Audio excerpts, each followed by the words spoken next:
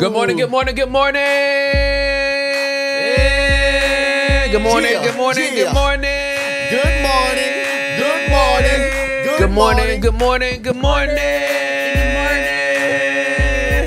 Good morning, good morning, good morning. But wait, good afternoon. Good afternoon. Prime time. Prime time. Good afternoon. Good afternoon. Prime time. Prime time. Good afternoon. Good afternoon. Good afternoon. But wait, we wide open. Good night. Good evening. Good night. Good evening. Good night. Good night. Good night. Good night. Hey, good night. Good night. Good night. Good night. That's right, good night. Good night. Hey, good night. Good night. Hey, listen, y'all. Welcome to Wide Open, everybody. Listen, this is what happens. If you wide open in all time zones, you can't just say good morning. Not you at can't all. just say good evening. You We also can't. got to say good night. Listen, whether you're watching in the United States or from all over the world, you have just hit your best morning show you're ever going to watch in the morning. We are wide open. 2 minutes after the hour, 9 o'clock a.m. Central Standard Time, rocking with you live, literally from the house in Denton. Yeah. 2 minutes after the hour, we are so grateful everybody's here. 7:02 a.m. Pacific Standard Time. Get out of bed. What are you doing? We are the rooster that's crowing in the morning. Cock-a-doodle-doo. Cock-a-doodle-doo. What are you doing today? Get up out that bed. What are you doing today? Get up out that bed. What are you doing today? Get up out that bed. What are you doing today? Get up out that bed. What are you doing today? Get up out that bed. What are you doing today? Get up out that bed. What are you doing today? Get up out that bed. What are you doing today? Get up out that bed. Hey, what you doing? Get up out that bed. All I'm trying to say is get up out that bed. Get to work. Get to work. Get to work. Get to work. Get to work. Get to work. Get to work. To work. Get to work. Get to work. Get to work to do work. Get to work. Get to work. Get to work to do work. Get up out that bed and get to work. Get up out that bed and get to work.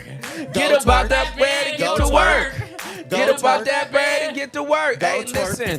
3 minutes after the hour in Eastern Standard Time. Good morning to you. 10:03 your time. Thank you for locking in with us. We are strapped in for the next 3 hours. We got a great show for you today. I already know that the culture news is going to be popping. You already know at 10 o'clock we're going to go wide open for conversations. Hey, man. Literally taking your questions, comments, and concerns from all over the world. Listen. Hey, just listen. Trying to tell you, just listen. All you got to do is just listen. Hey, shout out to 408 people that's already in the live chat this morning. Good morning, good morning, good morning. So glad y'all are all in. Y'all know what time it is. It's roll call. It's roll call. You already know. Tune in. Johannesburg, South Africa. Where you from? Where you at? Hey. Where you from? Where you at? Cincinnati, Ohio. Where you from? Where you at? Hey, where you at? Where you at? Where you at? Liverpool, Aaron. That's where you from? Where you at? Roanoke, Virginia. Columbus, Ohio. Huntsville, Texas. Nova Soda, Texas. Maryland. Chattanooga, Tennessee. Panama City, Florida. Wow. Dunwoody, Georgia. Wow, y'all popping. Kansas City. Oh, I know you don't feel good today, Makia. It's okay. Love you. Toledo, Ohio. D.C. Omaha, Nebraska. I know it's cold over there. I ain't even got to ask. Yuma, Arizona. What's popping? Vacaville, California. San Bernardino, California. What's popping? What's popping, IE? Hampton, Virginia. Johannesburg. Abilene, Texas. Dallas, Texas. Not Alicia Jones. Everywhere. You from everywhere? Everywhere. Newburgh, New York. Vegas in the house. Baton Rouge, Charlotte, Killeen, Texas. 757. Let's go. Pompano Beach, Florida. Let's go. Ottawa, Canada. We love you, David. Thanks for tuning in. Baldwin Park, California. What's up, Yolanda? Oklahoma City. Clearwater, Florida. Hampton, Virginia. San Antonio, Texas, Albuquerque, New Mexico, Minneapolis, Minnesota, Louisville, Kentucky, Jamaica. Pups, let's go. Grace, Jamaica. Let's go. Boaz, Alabama. I'm still tripping that there's a Boaz. What's going on? Ghana, what's up? You know I'm part Ghanaian. Ain't that coming from the Bible? Alicia's an army brat, so that's why she said she from everywhere. Kimberly Stark's trying to have a family reunion. Who from Nova Soda? I got people there. Hey. Girl, you that's hilarious. Bakersfield, California, McKinney, Lansing, Michigan, Kauai or Kauai, South Africa, Orlando, Florida, Hendersonville, Liverpool. Yeah, y'all in the house in England. Brooklyn, Ocala, Ocala, Florida, Crown Point, South San Diego, what's poppin'? South San Diego in the building. Chicago in the building, Fresno in the building, Calgary, Canada, Brisbane, Queensland, what's up, Amar? Brisbane, you at the house, bro. You at the house. You know that's my home away from home, man. There ain't no place like in the world for me like Brizzy. Brizzy and Gold Coast, man. Those are my two spots. Shout out to all my Australians. Mesquite, Texas. Let's go, Mesquite. Tarika, I see you down there. Preparing for the snow in Virginia Beach. We're preparing for ice out here. So we with you on that. Katy, Texas. Austin, Lawrenceville, Georgia. Oakland, California. Dalton, Georgia. Hope Mills, North Carolina. Glen Heights in Texas. Dallas, Mesquite, Chicago. Amak, come back to Queensland as soon as I can, my friend.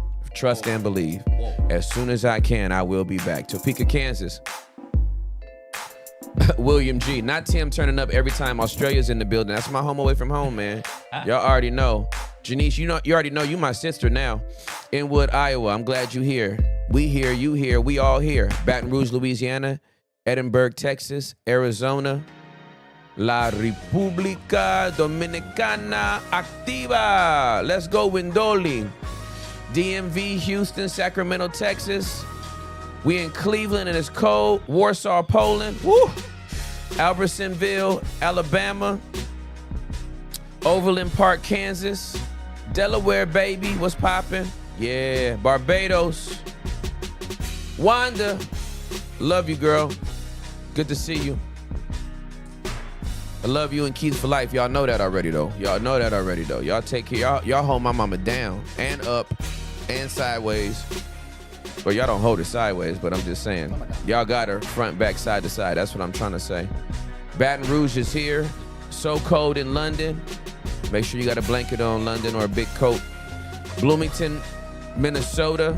Yeah, these beats are fire, Bobby. I agree with you. Fort Pierce, Florida. Huntsville, Alabama. Jacksonville, Florida. Beaufort, Georgia. Yeah. Y'all know what time it is. We out here. Roll call complete. Great job, team. So glad that y'all are here. Thank you for locking in with us. Yeah. This is what we doing. Not 1 minute of Boaz. What is... Ladies and gentlemen, we about to start the day. The only way we know how to start the day. The only way we know how to part the ways. We wide open. Hey. Keeping your cup filled with hope and Amen. zooming in like a scoping. Y'all know there ain't no noping. We saying yes to the best, bump the rest. So no stress for me. I'ma just sit on this couch as Timothy, middle initial C, last name Ross. Paid the cost to be the boss and didn't. Amen. So I don't know why you tripping. Y'all know this show is hitting. I know y'all, some of y'all smitten. It don't matter, we all dipping. Yeah. Not wide open is literally my workday crisis hotline. I'm weak. Call 788. We are here to help. That is so funny. Let's jump into the news. We wide open on culture. It's 10 minutes past the hour.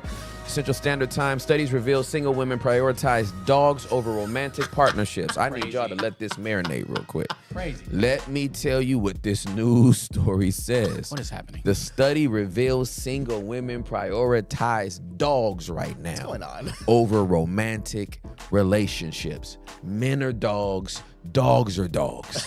But the dogs are more loyal than the men that are dogs. Eat. Juliana? Oh. Cosign if it's right, girl. Oh, yeah. I mean, Oh, absolutely. Dogs are definitely more loyal. okay, so Nowadays. Wow. Nowadays, they don't make the men like they used to. Recent research indicates that a significant number of single women prioritize their canine companions over potential romantic relationships. Key findings include preference. Too high. Yeah, it was too high. Preference for dogs over dates. Lord have mercy on my soul.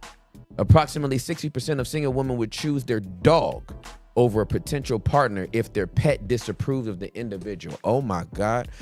Young man, I just need to prepare you for the life that you are stepping into. Not only do you got to get past the family, you now have to pass a literal sniff test. Snifflage. You got to get sniffed, brother. If you hold out your hand and that dog sniffs you and bites you, she's breaking up with you, fam.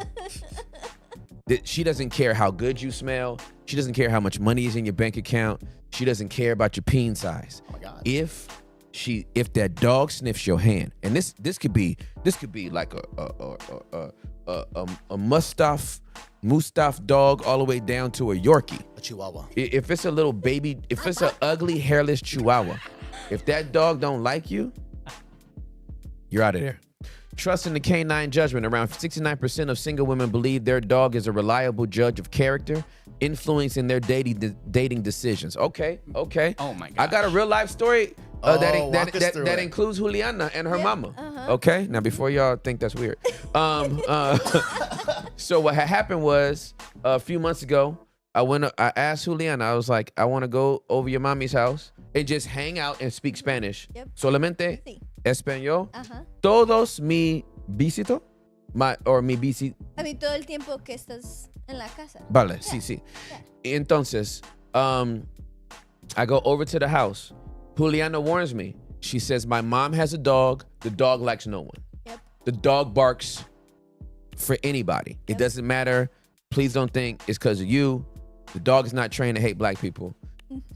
The dog hates everybody. Yep. The dog barks at everybody. The dog barks at me. The dog barks at the whole family. The dog barks at her husband. Yep. The dog just goes berserk. It's my mom's dog. The dog's a jerk. Just It is. Dog's a jerk. She's a jerk. Dog's a jerk. I'm just preparing you for the jerkage.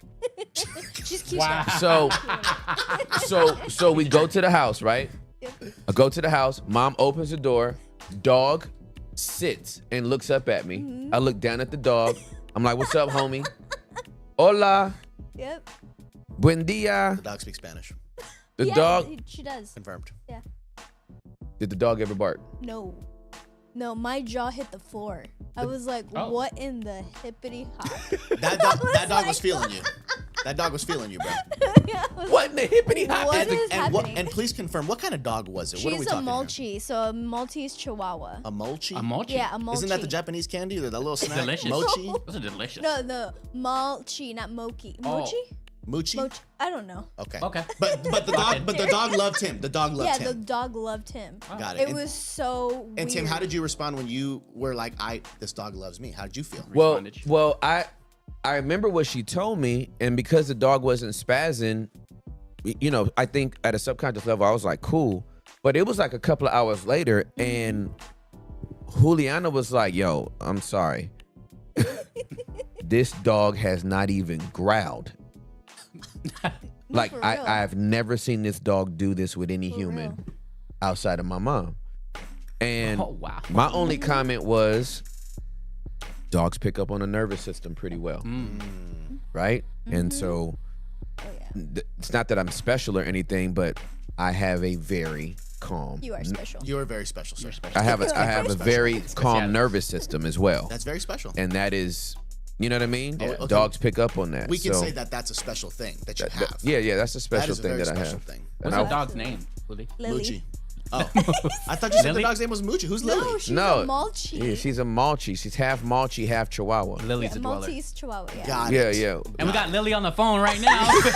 We got Mochi pulling up right now. Lily's on the phone. Lily's like, Lily, welcome to Wide Open. and then Juliana's translating. Yeah, Tim was the first dude to come in and just really understand the way I was wired. All right, go back up.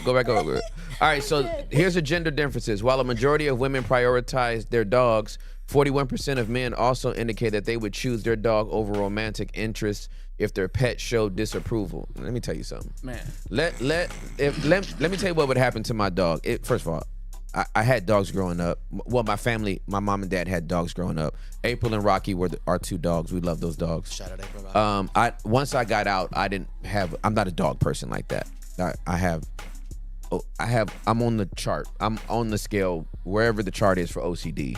I have some. It's not full tilt, but like hair shedding stuff just grosses me out. It's disgusting too. A lot of stuff grosses me out. A lot of stuff grosses me out. So I would have to have a hypoallergenic dog, but I don't have time to break the dog and walk the dog and boom, boom, boom. That's a lot of work. It's a lot. I travel too much, whatever. Okay. But if I had a dog and my dog didn't like Juliet, I would send that nigga to the pound. Yeah. Oh my God. Dog would be out of here. But to be adopted or to be murdered?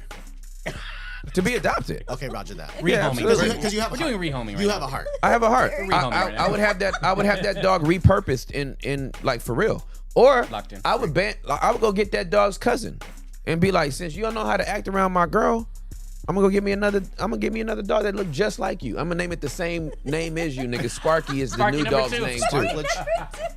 Everybody Sparky up Dos in here. Sparky. Dos Sparky. I would name that food Dos Sparky and it would be a wrap. So, We got those Sparky on the phone line right now. Dos Sparky is like, I was so happy when I got brought into the family. I hate my cousin. My cousin don't like nobody. It's these traumas. all right, okay. Trust in canine judgment. Around 69% of single women believe their dog is a reliable judge of character, influencing their dating decisions.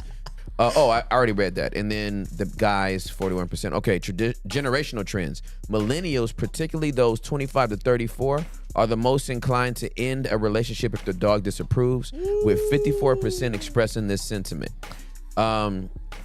This dog is borderline a horoscope. Hey, the real. dog is taking the groundhog's job. Incredible. It's gonna be dog day instead of groundhog day. But I guess it's groundhog day. Okay, yeah. So maybe it would be groundhog day. Groundhog day. Generational trends. Millennials, particularly those 25 to 34, are the most inclined to. Oh, I just read that. Why do I keep reading the same thing twice? That's what I'm trying to do. Desire for pet-friendly dating platforms. A significant portion of dog owners, especially those aged 18 to 24, express interest in dating app filters that consider pet preferences. Wow. Aiming to connect fellow pet lovers. Okay, let me just say something. I've been married 26 years. Confirmed. So this is like this. Let's understand that this is a hypothetical. 832 in the chat. Good morning to all of y'all. 9:19 in the morning. You are wide open. Let me say this. And before you go into that, you and Juliet never had a pet together? No, we had never had a pet together. Okay, but I'm gonna gotcha tell you that. right now. Gotcha If that. Juliet had a pet and she let that dog kiss her in her mouth, she's gonna have to date the dog. Oh my God. That's kind of weird. I'm shunking deuces.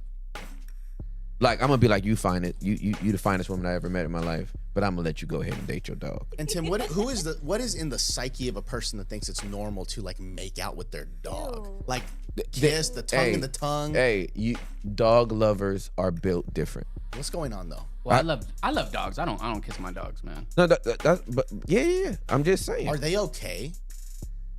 I've heard this argument too, where like their mouth is cleaner than a human. I'm like, Well, yo, yeah, something in their saliva. yeah, that's something like something that. in their saliva can stay in their His mouth, face? homie. I mean, that could I've seen that keep it in dog the lick mouth. a bunch of you stuff, see Tim getting homie. grossed out right now as we're talking about this. No, I feel you, Tim. I feel you. It is gross. Look at him.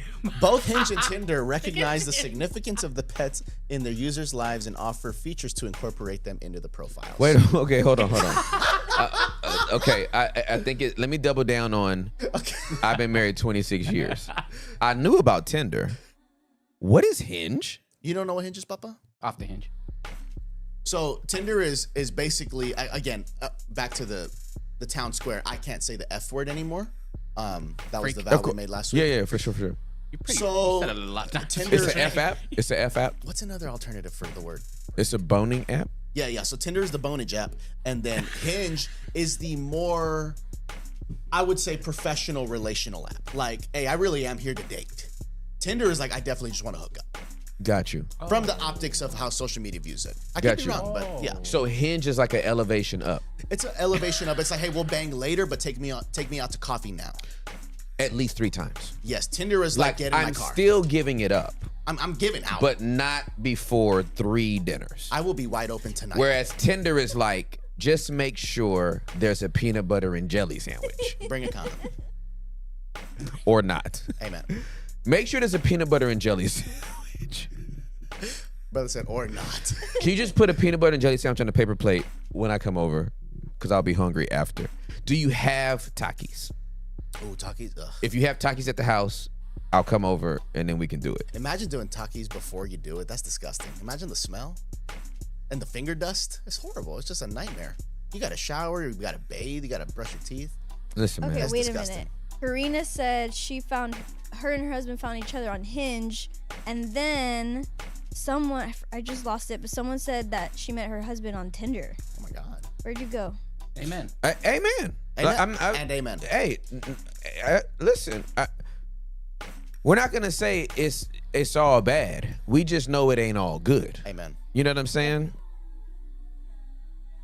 Have you heard of the HUD app? What is the HUD app? We're going to pull up the HUD real quick. One Yeah. second. And we're going to. I don't know what the HUD app is. Hopefully it's a safe app that we don't. Please, Lord, Get let a virus. HUD not be. Disgusting. To be really safe, we're going to run it through ChatGPT. Okay, we need a filter.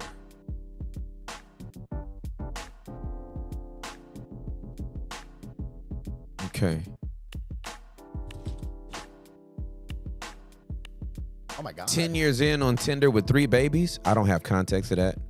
Oh, that was the other gal that said she met. That was her, Abby Johnson. Okay, The one got that you. met her Okay. husband on Tinder. Okay, met her on Tinder. Okay, got you. But then they found each other on Tinder and then they hopped off. Yeah, Well, here's their And here's then their Denise. vision. Because a lot of people don't hop off. right. You know what I'm saying? Like they stay on. HUD app, fun without strings attached. Oh Lord. Uh-oh. That is the Are my toes in the shot? the toes are confirmed. not Toes in the brother. shot. Coming in and out. Toes in the shot. They They're are not- Toes no, in the no, shot. no, Put no, your no, no, toes no, in no. the shot. But look, if I scroll down, Tim, so fun without strings attached. Unless if you're into that. And that's all I can show because I don't know what else is on this freaky. Not the little Yeah, thing don't- with the thing. Yeah, no. We're going to get that. Yo, the toes are in the shot right there. No, they're not. Yes, right they are. The there. toes I are in know. the Toes are shot. not in the shot, dude. No, The toes in the shot on the screen. On the website. Are you guys okay? Oh my God. Put your toes in the shot. Put your toes in the shot. Hector, I'm sorry, guys, for Man. showing Sorry, those freaky guys. toes. We're wide open. I love you for that. We're wide open. Yeah, I don't know how to. It's before my time. I'm not gonna say I would never use it. It's before my time though. You had to run up on somebody. Yeah, you actually You know have what to I'm be saying? have a personality. Here's a better Yeah, summary. I'm just saying, you have to have like some type of communication skills. And a phone number. This is when you had to. This is when a girl would. We came up during the time when a girl spit her number at you. Yeah. You memorized it as she Had was to. saying it. You had to. Like even if she wrote it down, you was like calling you later, I'm homie. gonna call you tonight. What time are you gonna be home? What time are you gonna be home? When's the latest you can get a phone call? Absolutely correct. Without your parents tripping. Absolutely correct. You had to have some gravitational pull. And real Yeah. quick, Tim, let's do a quick role play. I will be a Filipina in LA. You are about to get What? my number. Oh my God, Tim, you look so good. I like the earrings. I like the goatee. So- I would like to give you my number. What would you say to that? So I'm You're This Tim. is- You're Tim in the role play. I understand that. Okay, but roger but that. like Let's confirm that. there are very few times I'm gonna like ever flex like any type of like order Yeah. or like rank. Understood? I initiate the roll calls. Role play deactivated. Got it. Bro, play it's like deactivated. I'll be the Philip. You'll be you. And just tell me how you would get at me. And then he hit some crazy accent. So is it a yes or Oh no? my God. So is it a yes or a no? No, we're not doing the role Okay, play. Roger. Yeah, for sure. And you know what? And I'm submitted. It's so wild, bro. That's submission for me. Okay, so the HUD app is a casual dating platform designed for individuals seeking no string attached connect. So this is just a hoe app. This is a hoe app, bro. Why is it called HUD? It should just be hoe. Right. Right. Why is it HUD when it could be HOE? I'm trying to take you to the HUD home. The HUD home. Take you to the. This is a Fannie Mae. This is a Fannie. It's a foundational. This is a Fannie Mae app. Go up. I want to read the whole thing. Okay. Gotcha. So the HUD app is a casual dating app designed for individuals seeking no strings attached connections and open-minded relationships, emphasizing a judgment-free environment. HUD facilitates interactions for those interested in casual encounters, friends with benefits, or exploring various relationship dynamics. I'm already It was literally grossing you out. my OCD is already starting to. Okay, user-friendly. Okay, never mind. I'm good, bro. We're gonna let it go. I'm good. And we're gonna let it go. We don't want to look at this. I'm gonna throw up my bird seeds. I don't want to throw up my bird seeds and my carrots. Hey, y'all better be careful out here in these streets. Tim, I didn't know you had OCD. Yeah, you know me. I'm on. Okay. Yeah, I'm kind of on it. I'm on the spectrum. Okay. You know what I'm saying? I just Same. got I some didn't know that stuff. about you. Yeah, I just got some stuff that I'm very particular about. Yeah. I'm very, very particular about. Here's something a little less gross. Some of the stats on how many people are actually engaging with.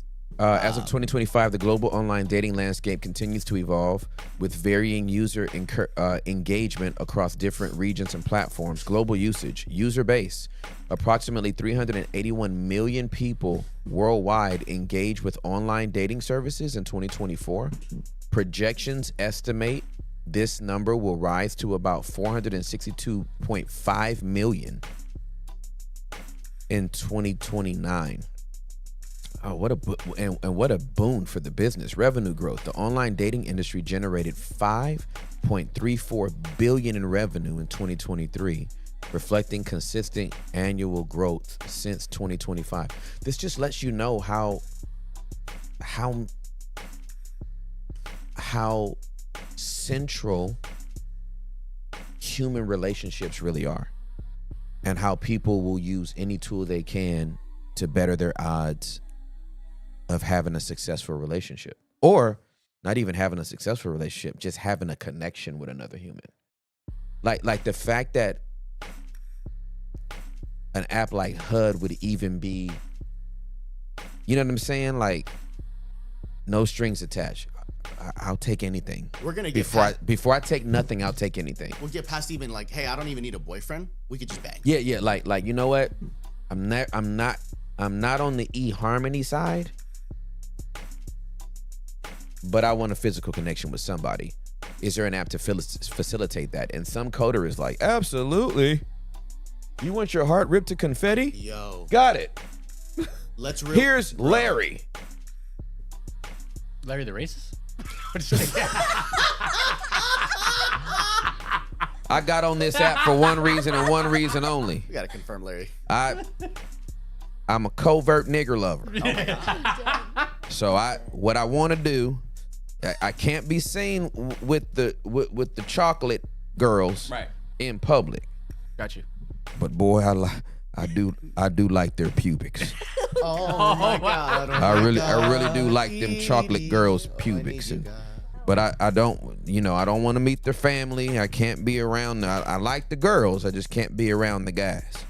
And I'm telling you, for me, for Larry, don't tell my clan this, but for me, the more chocolatey they are, I'm telling you, the hornier I get. Oh wow. Hey, Lorenz. The chocolatier they are, that's the most. That's what I'm. But I can't be around the Diamantes and the Tyrones and all that kind of stuff. But I'm telling you, if there's a Shaniqua that's into me, I'm gonna do what I can. So that's the only reason why I'm on HUD. I'm on the HUD because I'm looking for a chocolate girl that doesn't mind a little racism in her life. Now, Tim, which kind of flavor are you into? Are you a caramel macchiato kind of fella? Are you a dark skinned fella? I just told you fella? the chocolatier they are. So- That's what I'm into. So what I'm telling you right now is that I'm looking on HUD. If they're not chocolate, they almost need to be burnt. I'll take them crispy. Amen. This the way that I like my girls. Amen. And so you know, now, some people might say, Larry, you're hypocritical. You can't be a racist if you're trying to have sex with chocolatey girls. But I'm telling you now, I'm still a racist. I just love chocolate. Is all I'm saying is I love chocolate. So if there's anybody out there that's looking for, you know, doesn't mind a little racism, I won't be racist with you. I'll have to be racist after, but I won't be racist with you. That's what my profile says. My profile is there a safe word between you and you and this if you go on a chocolate date? Is there a safe word? Yeah, is there a safe word that she can say if she feels a little uncomfortable? It's the same safe word I've used for all my life. And 3, 2, hit it. White power. White power. What if she's got a dog, Larry? You know, if she has a dog, I think I should pass the sniff test, unless that dog is also a racist. If that dog's also a racist, then we probably won't get along. Yeah. But if it doesn't mind a little racism, a little racist dog, we should be all right. Yeah, it'd be fine. We trained all our dogs to be racist, Oh. you know. Larry, we appreciate your vulnerability in the chat. Thank you. Y'all always say fully seen, fully heard, fully known, fully loved, even if you're not fully agreed with. And that's a big number 5 for me. I'm big on the agreement with y'all. I don't like your host. Your host is black, so or a Negro or colored. We prefer nigger, but I'm just saying. You know, that's something that you know. I don't like your host, and I think you brownies is taking over the you know. I think y'all should be back at your borders by the time, Locked in. you know, by the end of this year. Locked in. If we can get y'all back there, if y'all can do your podcast Shout out remotely Yeah. from Mexico, Amen. Internet. then that, you know, if we can get you back down there by the Gulf of America, Praise God. then I would feel more comfortable, Amen. you know. Amen. But I just want to stay on the topic of the chocolaties. Yeah. If there's anybody out there listening on this program, you got the wide open Amen. with the minorities. Absolutely. But you're into a little bit of racism in your life. I'm just saying that we're here. White power. I'm here. Welcome. Okay. Welcome. And the safe word is white power. Gotcha. the word is always going to be white power. Absolutely. Okay. Okay. I'm going to leave now. And we love Larry. We love Larry. Yeah, See you later, Larry. thank you for allowing me to express myself. Y'all are different.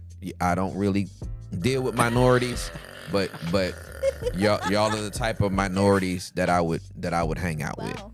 Yeah. Oh, Thank you thanks. so much. Absolutely. I will let you on my land. I will let you work on my field, but you couldn't be in my house. Do we still have to leave to the Gulf of the Americas? Unless you want to work on my field. Okay, we can work the field. Yeah. I got some oranges out there and we can some cook too. strawberries Yeah. and some things. Absolutely. Did you know there's Locked more in. than one South American country? Not just Mexico. I'm pretty sure it's just Mexico. No, roger that. I know if you hit the border, it's Mexico. Okay. And then if you go south a little further, it's more Mexico. Okay. And then Okay. then deeper You curve and a little, over, go and to then the right a little. that's other Mexico. Other Mexico. And then Brown Mexico. I did learn one word in Spanish. Then there's Mas Mexico. Mas. Yep. Got you. Is it Mas? Yeah, Mas. Mass. Masa, Then corn. you have You're right. then you Yeah, have yeah, some more absolutely. Mass Mexico. Yeah, math Mexico. And then yeah, that's pretty much all I know about it. Okay. Absolutely. All right, thank you. Love you, Larry. Thank you. Juliana, have your husband reach out to us. We think he's a prime candidate We got for Caleb. one of our clan chapters. Oh, Shayla. okay. Oh, get him on the oh, line. Yeah, you're yeah. Clint. Oh, wow. Okay. So just especially with the last name Karlovich, we Yep. think he would fit right in with us. That's very the cool. redhead Very color colonial. baby. Very Just colonial. just let him know that we can recruit him Okay. if he would like. Okay. Okay, thank Okay. you so much. Thank Absolutely. you, Larry. We're Thank trying you to for the we're opportunity. trying to get to him before y'all have babies. Yeah, absolutely. Okay. Okay, so That would be a mixed baby. We can't do that. I would be yeah, a yeah. mixed baby. We're trying to keep it pure around here. pro colonization. Please tell him to text me, Juliani. Julianne is wild. The clan is wide Okay. open. The chat is killing it. He's okay. I gotta leave Larry alone. Larry's on my nerves now. Larry's offended me. 990 people in the chat. Oh man.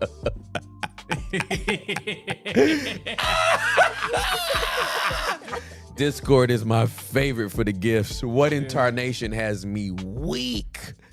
Oh my gosh, a clan chapter in Mexico.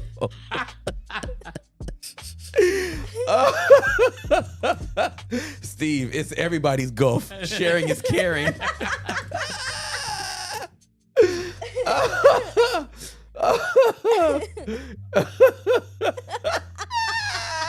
Texas Pebbles. Caleb in the chat saying, "Hey, reaching out for the clan No inquiry." way. Oh my gosh, he actually said that. Oh my God.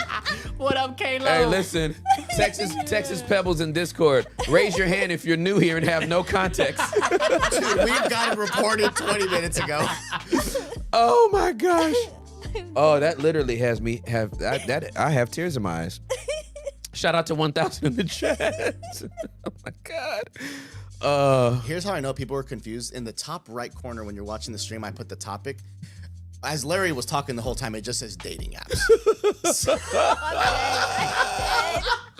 If somebody's only listening to this, they're gonna be like, man, they let this racist guy call in every now and then, and he's terrible. And he goes. Okay, here's some stats for you since we brought up Larry. Can you hit me from the top? Absolutely. Okay. As of February 2025, the Ku Klux Klan continues to exist.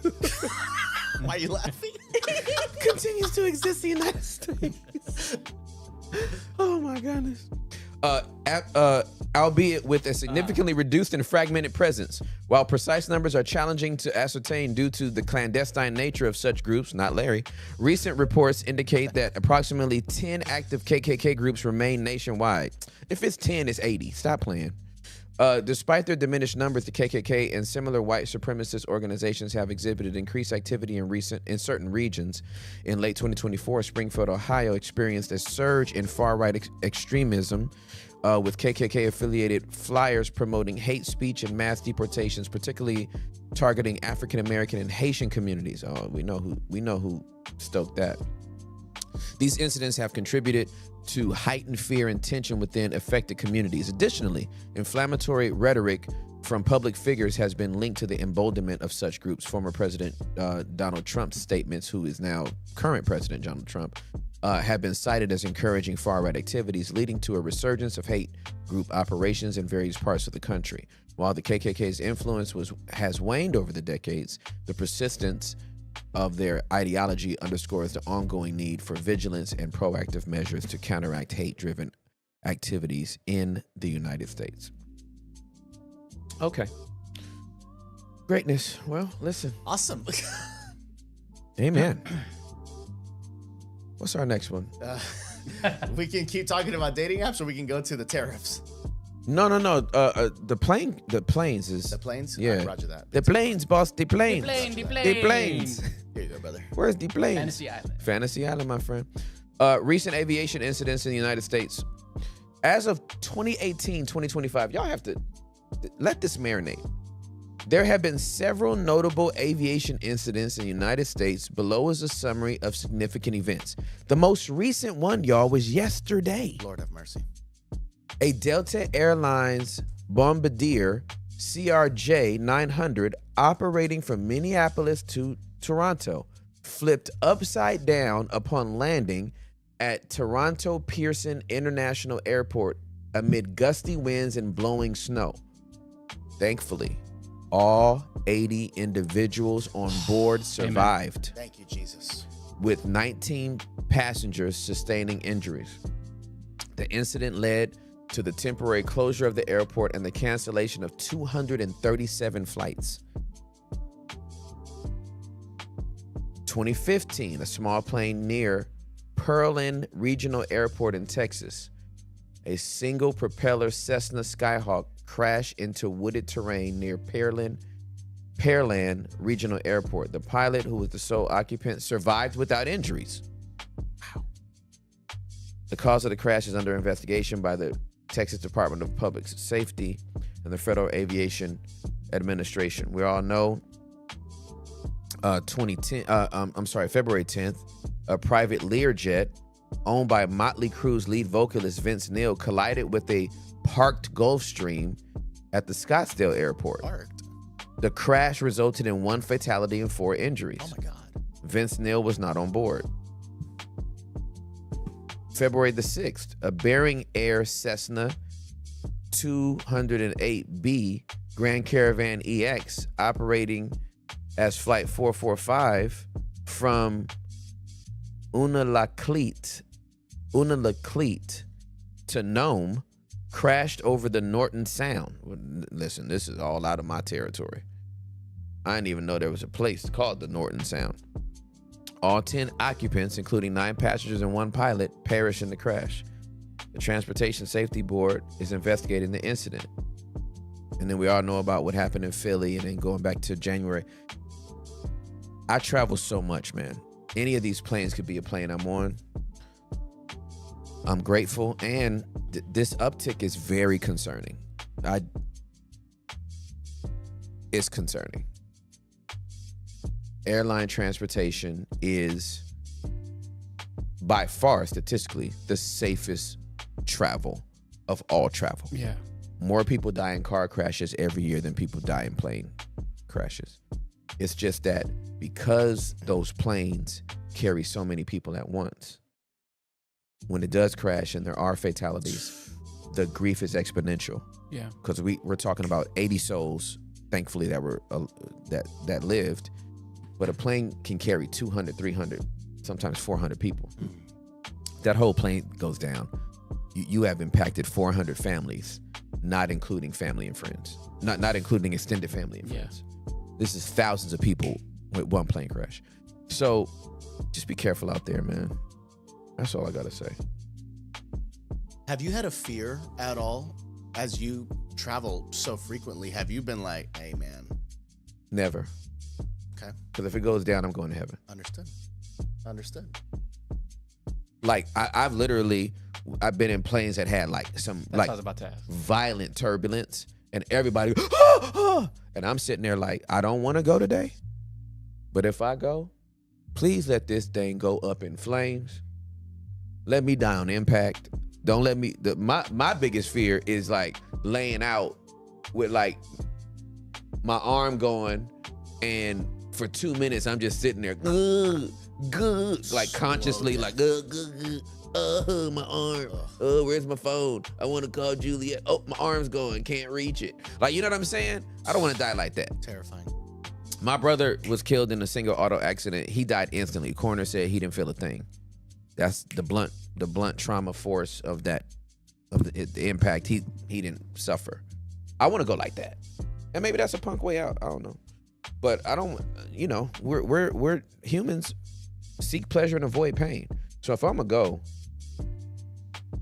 just go down and blow up, and that way it'll be over. You know what I'm saying? But don't like eject me and then I'm like crawling like, and then I die like an hour later. While I'm seeing like helicopters come and like light sirens, and I'm over in the corner of a field like, I'm over here. I don't want to go like that. When I was in the hood, that's how I felt about getting shot. Mm-hmm. It was like, hey, just don't miss. Like, kill me, bro. Like, if you're gonna do it, yeah, don't miss, bro. Yeah. Don't have me out here limping and then I bleed out, and or you stay alive and you're paralyzed. Well, another nightmare. Well, I got homies that are paralyzed and have survived shots, and you know, have to wear bands because they gotta wear like stomach bands, because if you get shot like in the stomach or the torso, colostomy bag. Yeah, but I'm talking about like if they take off their band, like it falls out. Yeah, everything falls out. It's not cool, bro. Not Christella. Christella, take me in my sleep. I'll be trying to sleep every flight. Christella wants to sleep. If you can sleep while a plane is going down, Christella, you're already dead. Oh my God. if this doesn't wake you up, like if you know what I'm saying, you might be already in heaven, so, which is good. So, no pasa nada. No pasa nada. 9:45, 45 minutes past the hour. Got 1,000 in the chat. Charity, this conversation is dark. This conversation is real. It's It's real. a real combo. Someone has to talk about it. To live is Christ and to die is gain. And also, that might be dark for some people. Yeah. But you know, growing up in LA, man, you get calibrated with death very quickly. I'm very well acquainted with death. That's just the bottom line. I was going to multiple funerals a year as a child. So weird. I thought that was normal, man. Me too. We all thought it was It normal. was like, yeah, it's just the environmental trauma aspect of Yeah. how it impacts our lives. It's just, and our brains are not even developed yet. At For that sure. time. So Yeah. we think that that's like, Yeah, you actually have funeral clothes. Like you wear this to the funeral because you know there's gonna be one. So that's what that's about. Now the tariffs, because I do want to hit on these tariffs. Gotcha. 1.1 in the chat. Shout out. Shut up. This is interesting to me. U.S. to implement reciprocal tariffs on key Asian economies in response to the disparity in tariff rates, where U.S. exports to 7 of Asia's Sorry, it's being largest economies, excluding China and Japan, face higher tariffs than imports from these nations. President Donald Trump has announced plans to impose reciprocal tariffs. This move aims to establish equitable trade relationships and address existing imbalances. Key points: reciprocal tariff policy initiation. On February 13th, 2025, President Trump signed a memorandum directing the development of a comprehensive plan to adjust U.S. tariff rates, ensuring they mirror the tariffs imposed by trading partners on American goods. Targeted economies. The policy focuses on countries with significant trade surpluses. Sorry, this thing is being very ghetto right now. Yeah, it's super fuzzy. It is struggling. With higher tariffs on U.S. exports, including several major Asian economies. The goal is to encourage these nations to lower their tariffs or face equivalent duties on their exports to the United States. So here's what I want to say. I think this is going to go on. This is just my singular opinion. Take it with a grain of salt. I'm not an economist or anything like that. But I think this is going to go on all year, and y'all might want to get on a budget. Yes. All I'm saying is y'all might want to get on a budget. Quick side note: we're just gonna restart the TV. It's being No, it's cleared up is now. it being okay? It was probably it's probably one of the phones around there, or that could be the cell thing is when it Oh, the was in the frequency. back was probably messing it up because it's clear as day now. Okay. Okay. It is clear. It's just really slow in my end. Like it's making my mouse go crazy. Okay, gotcha. It's being Okay. It's still being ghetto. No worries. Well then, Control Alt Delete, reboot, whatever. Get on the budget. I just get on a budget, please, because this is not going to stop. These tariffs are going to hit the price of eggs and milk and bread and clothes, and all this stuff is going to creep up. And I just don't want nobody to get caught trying to live a lifestyle that maybe in 2025 you shouldn't be living. Maybe you need to cook more food at home this year. Chipotle can wait. Chipotle can wait. Cancun can wait. Cancun can wait. I'm just saying, like, this might be a different year. This might be a different year. And I would hate for anybody to try to just keep going like everything's the same and it's not. And you get caught slipping and you start to see your savings dwindle because you're trying to keep up a lifestyle that maybe you shouldn't be trying to keep up no more. All I'm saying. That's all I'm saying. So, those are my thoughts on that. Eggs were $5.67 at Aldi on Saturday. Some stores are also limiting 2 cases of eggs per person. That's what happened at the Kroger in Coppell when me and Rachel had went up there, and I was like, oh, they are implementing it at the corporate level, which is pretty interesting. The prices didn't go up where I was, but they started limiting. Yeah, I just think all this activity has an indirect impact on all this other stuff. I'm not saying it's a direct line. I'm just saying that while all that's going on, it may be time to tighten your belt. Yes. Yeah. So that's my thought. Mm-hmm. Oh, Stephanie. Uncle Preston did a sermon about this and warned us to get your finances together, or warned us to get our finances together. Yeah. Arroz con pollo, ensalada. Vale. Amen. Yeah. Arroz con pollo, let's go. See, let's get it done. You can save some money, man. Yeah, dude. See.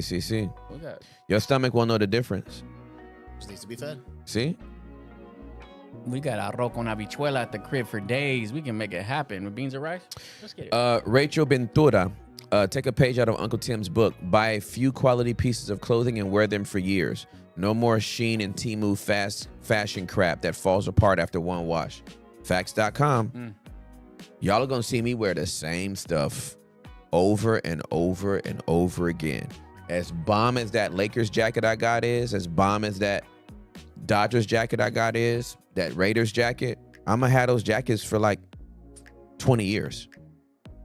I'm not a clothes whore, right? Find what you look good in, buy it, keep it forever. These G-Star raw jeans, I have 6 pair of jeans. Excuse me. I have 6 pair of shoes. I have 5 pair of jeans. I have 5 pair of jeans. I have a black pair of jeans. I have a dark wash rinse pair of jeans. I have this medium pair of jeans, medium color, like wash. And then I have a light denim wash jean. Is that for the black ones, the dark browns? There's a 5th pair. What is that other one? Oh, it's like a gray, it's like a black fade. So it looks like a, I got like some pitch black jeans, and then I got like a Acid wash. Black, so it has like a little gray in it. So it's the only 5 pair of jeans I got. Your minimalism has honored the budget. I'll have these jeans. I'll turn 50 this year. I'll have these jeans in my 60s. Unless I got to run and jump a barbed wire fence. You know what I'm saying? And I rip them all up. Like, take care of your clothes. I dry clean most of my pieces. I'm gonna have it for a long, long time. Yeah. So I'm just saying. And like, I'll tell you the other thing about having a minimalistic wardrobe. You get over like trying to impress people. Yes. Like, so, there's so many people that are like, oh, I wore that last week, I don't want to wear it again. Didn't nobody notice you last week? They're not gonna notice you this week. Put it back on, see what happens. Nobody gonna be like, oh, you had that on last week. They're gonna be like, girl, you look good again. It doesn't even register. Most people do not even, less than 10% of the people even know you wearing the same outfit. They don't. Most people are too self-conscious to be aware of everybody. It's just the truth. So, like, telling you, get over yourself. Tim, you want to know something funny? Tell me something funny. I used to Tell me be like something that. funny. Like Go on. What's going on? could not wear the same thing in the same week. Like I went from New York. I went to like LIM college, which is like a fashion business school. I was very into fashion. Yep. My mom is too. Like our family just loves fashion. Anyways, and it was a Gateway.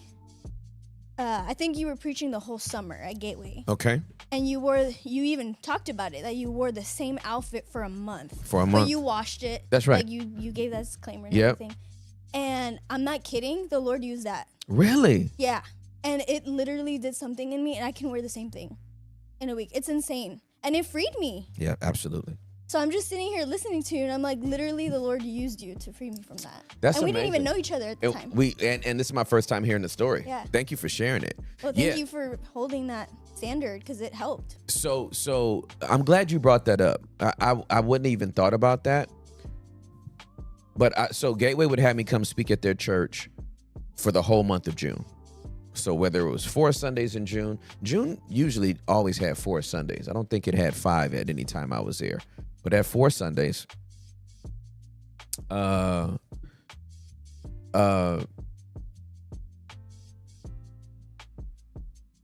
Sundays, I wore the same blazer, shirt, jeans, socks, and shoes. It would hit the dry cleaner, and I was reducing my decision fatigue. Sunday's not a fashion show for me. I'm preparing to communicate. Amen. Right? I'm preparing to communicate the word of God. The last thing I want to be worried about is, what am I wearing today? So, because I buy clothes I look good in, I don't have to worry about when I go to my closet pulling something that I'm not going to look good in. I literally curated my wardrobe to the point that everything I wear, I look good in. People have stuff in their closet that they bought, never really tried on, or they thought it was cute, but never wore it out, and then wind up having to check with 3 or 4 people. Does this look good on me? It's my first time wearing it. Nah, man, I don't do none of that. I look great in whatever I put on. Bless you. Excuse me. Because that's all I have. So, William Mel Boricua. Tim, someone said you have 5 pants and fly first class. Can you address that? Yeah. And you have addressed this. Yeah. I have 5 pair of pants. I do fly first class. I have over 1 million miles on American. That's not like a stunt. That's literally how many hours I've sat on a plane while it goes from one place to the next. Because I fly so much and so often, I chose to start flying first class almost exclusively to keep all my miles.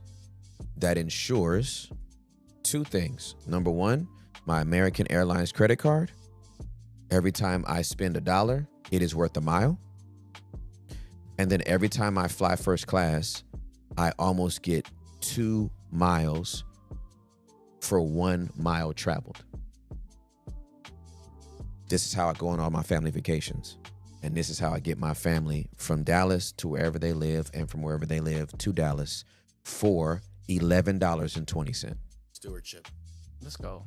So if you want to know the reason behind why I fly first class, is because right now I have a bank of over 400,000 miles that I can use to fly my family anywhere in the world for $11.20. For the taxes.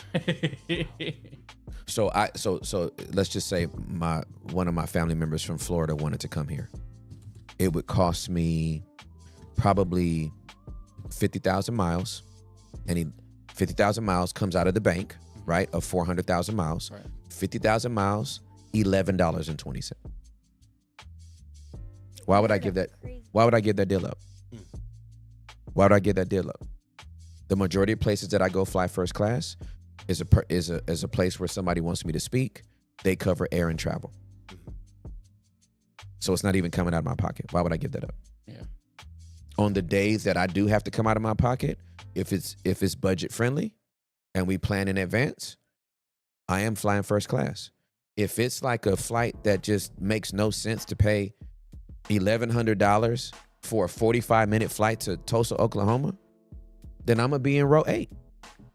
But I have the option to be in row 8 on the aisle seat, not where I want to be. Because once you pass first class, you got 3 rows, and I will not be in the middle, and I don't want to be by the window. So I'm gonna be in row 8 on the aisle seat.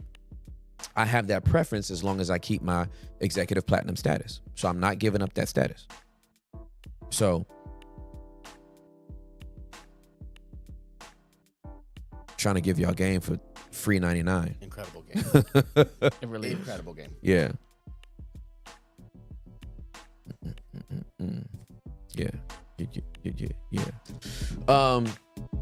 Yeah. So that's where we are. Oh my God. Yes. It's 10 Yes, o'clock. sir. It's 10 Yes, o'clock? sir. It's 10 o'clock a.m. Hey! Check it.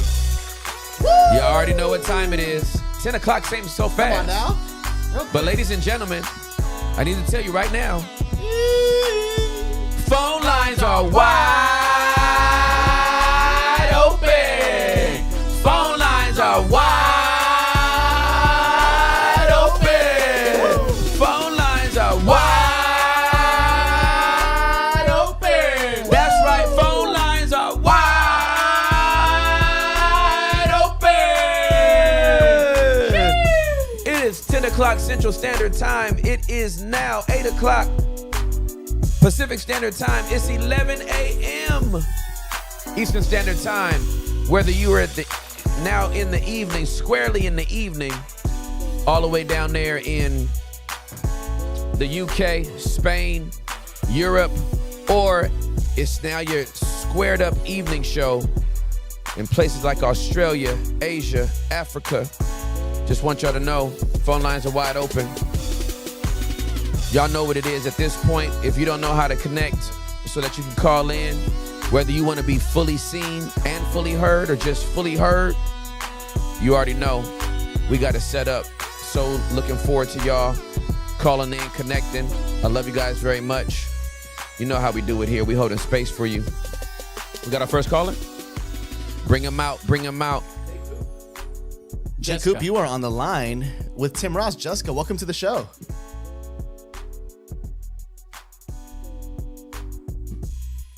Hello. Jessica. Jessica. Jessica. 8 Mountain Time. Don't forget about us. We don't forget about you, Zero. We love you.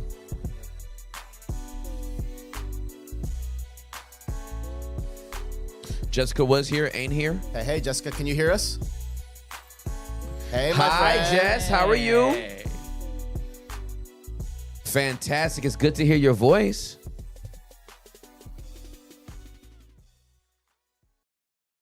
No worries. No worries at all. That just means you're human. What's going on?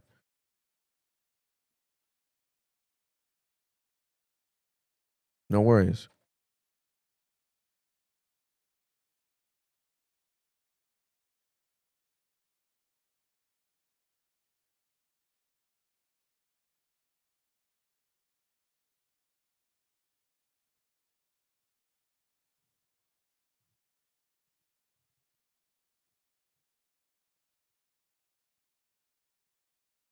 Okay.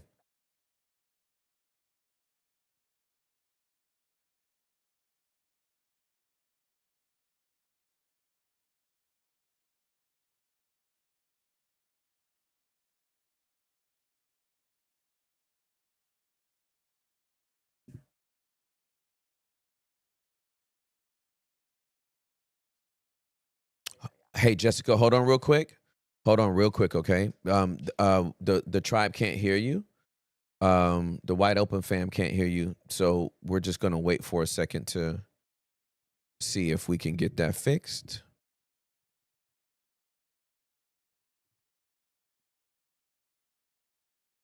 They can hear me, right? But they can't hear Jessica, can you give me a check real quick? And they can't hear. Give me another check. Nothing. No. We're having a little technical difficulty, but we're gonna get it straight. Give me one more check, please. Check. Okay, it should be going. One more time. Check. All right, we should be fine. Okay. All right, Jess. Thank you for your patience. Would you be opposed to starting over just to make sure that everybody's coochie? Starting from context or starting from questions? Starting from context, please. Okay. All right. So context. So I've always been like the black sheep of my family, and like growing up, like people told me that I was gonna be like the difference maker and like the one to like help my family and like change the trajectory of my family, yada Mhm. yada yada. Okay. But like I never my parents have always treated me different than my other siblings, and because of that, like I was astray from my family once I was like able to like move out. Like the moment became like 23, I like moved out of my family's house because I was just tired of dealing with like my mom and like her constant negative talk towards me and everything. And Okay. like during those years, I was astray from my family. I was actually doing very well, like in life, like career wise, financially, and everything. I was like thriving. Okay. And then like in 2022, no 2020, yeah, towards the end of 2022, I like I like ended up coming back to New York because of a show that I was working on. Mhm. And during that time, I was like, I was I was staying with my I stayed with like my I moved in with my dad when I moved back to New York. Just it was just going to be temporary thing. And like during that time, I was like, even I was still helping out my family. Like everyone was coming to me for help. Like if they when they needed money, everyone was like calling me like I was Bank of J. Coop, and I was like giving it to them willingly, and I was helping them out, and I didn't have a problem. So then fast forward to 2024, of March of 2024, like my dad ended up getting us evicted. So we had to like move out or whatever the case may be. And I ended up like becoming homeless and whatever the case. And that during this time, like I like was living on the last of my savings, but because like the strike happened within production, like I wasn't working Mhm. those months, like majority of 2023. Mhm. Um, so I was like living off of my savings for most of 2023. And then like then this happens in 2024. And then I kind of saw the true colors of my family. Like the moment I wasn't able to like help them out anymore, like everyone like true colors came out, and like they turned their back on me, and like they did everything. So I ended up like I was in the process around this time, I was in the process of like converting a bus into a tiny home. Okay. So I ended up just moving into the bus because like I didn't have any other options. Like I just after a couple of months of like hopping on French couches and stuff, I was just like whatever. I just felt like in a sense like the bus was my Noah's Ark, right? Right, for sure. So Absolutely. I just moved into the bus, and then but then like June is like when like the ending of my savings came. So like I had like no money, nothing. And like and I realized like the moment that I couldn't do anything for my like I couldn't financially help my family, everyone like tore dirt on me. They told me I never did anything for them. They like I had an aunt that she like at first like she was letting me it was like 'cause the where the bus is parked is like by her house, and Mhm. like I was able to shower there or whatever. And then one day she got mad at me because one of my cousins, who I call my mom, because she like took me in, Mhm. she like called my aunt out on like the way she was treating me. And then so my cousin got mad at me. I mean, my aunt got mad at me because of how my cousin called her out. And then like the next day she was like not allowing me to like come to take a shower at her place or whatever the case may be. And it was just like really funny because it's like out of all people, I would expect her to like understand the most because she literally lives her life off of handouts from other people, and she'll like willingly boast about it and be like, "If it wasn't for my friends, like I wouldn't be able to make it." Yada yada. So I would just be like, if anyone could empathize with the situation that I'm in, like it should be you, but yet you're the one like treating me like the worst. Meanwhile, I was like giving a year ago, I was giving you money and helping you out and all this stuff. So I was just like, all right, whatever. And then like other things happened, like my dad and all this stuff. And I was just like, all right, I'm just over this family. And because of like the financial situation I was in, I'll no longer attend therapy. Mhm. And it's funny because 2 years prior to this, like in 2023, when this was happening, my therapist told me, like, based off like things that happened when I was younger, she was like, "You're the Joseph of your family," and I was just like, "Is it Joseph or Joshua? Wait, which one? I forgot the one that got that his brother stole them into slavery." Joseph. Joseph. Um, Joseph. Okay, yeah. Yes. Yeah, yeah, She yeah. was like, "Yeah." she was like, "You're the Joseph of your family," and I didn't realize what she meant by that. I kind of did, but I didn't really did. And then when this happened last year, I was just like, wow, that's so crazy because she kind of said this before all this even happened. And then I was just like, but what if, and I said this to my therapist at the time, I was like, what if I don't want to be the Joseph? Like, what if I don't want to help them out? Like, Mm-hmm. and she was just like, that's a decision you have to make. And then, and then a year later, all this transpired. And I'm just like, I was better off when I was not with those years I was astray from my family. And the moment I came back around them, like, I kind of ended up where all of them they are, and like my life is worse. And then they all show me their true colors, and they kind of like throw me to the side and wouldn't even help me out. Meanwhile, everyone was coming to me. So like that's where I'm at the and like I went through a lot of mental health like stuff last year dealing with all this, and like wow, I did not want to cry, but um yeah, so like I'm at the point where I'm just like I'm done with my family and like I don't want to be back around them, and I was better off when I was astray from them and like just kicking it with my extended family. Yep.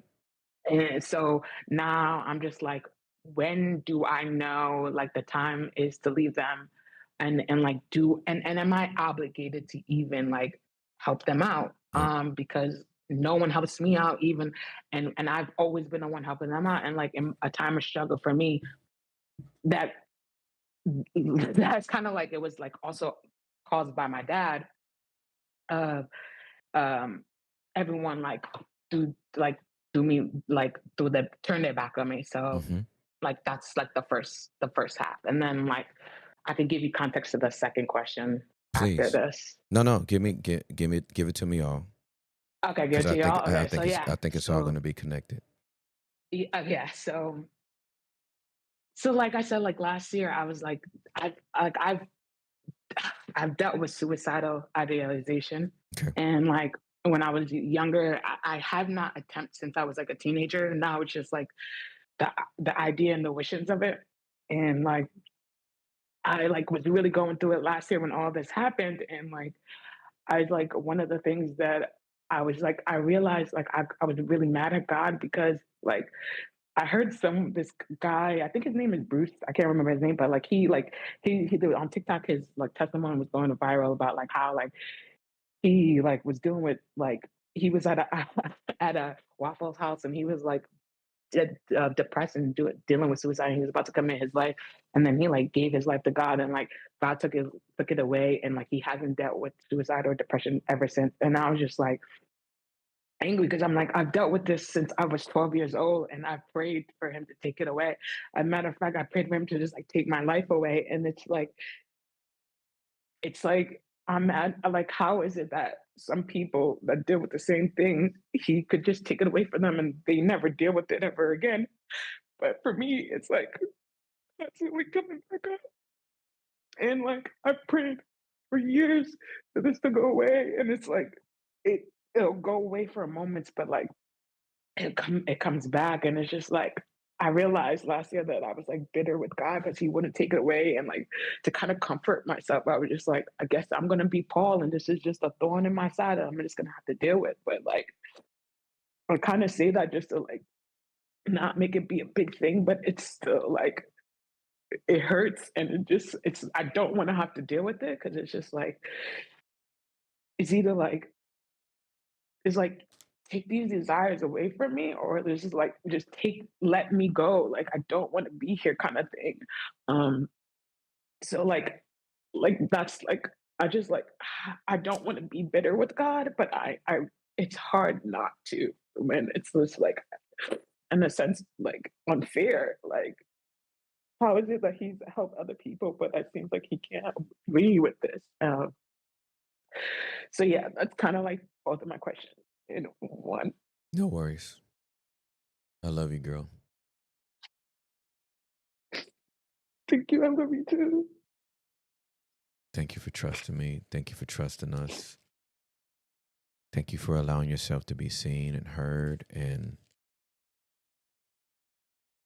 all the things. You are not alone. That's what I need you to know. You are not alone. I'm going to go in order, okay? Okay. We're going to start with your family first. Chunked in the deuces. Okay. You are better off without them. Say less. Remember when you got the prophetic word that you were going to break the generational curse in your family? Yeah. You know the generational curse that you're breaking? But I think I have an idea. What do you think it is? Um, one, it's like I'm the only one in my family that actually like done the work to like go to therapy and try to heal from stuff, while Okay. everyone just uh acts out of their insecurity and like their hurt versions of themselves. Yep.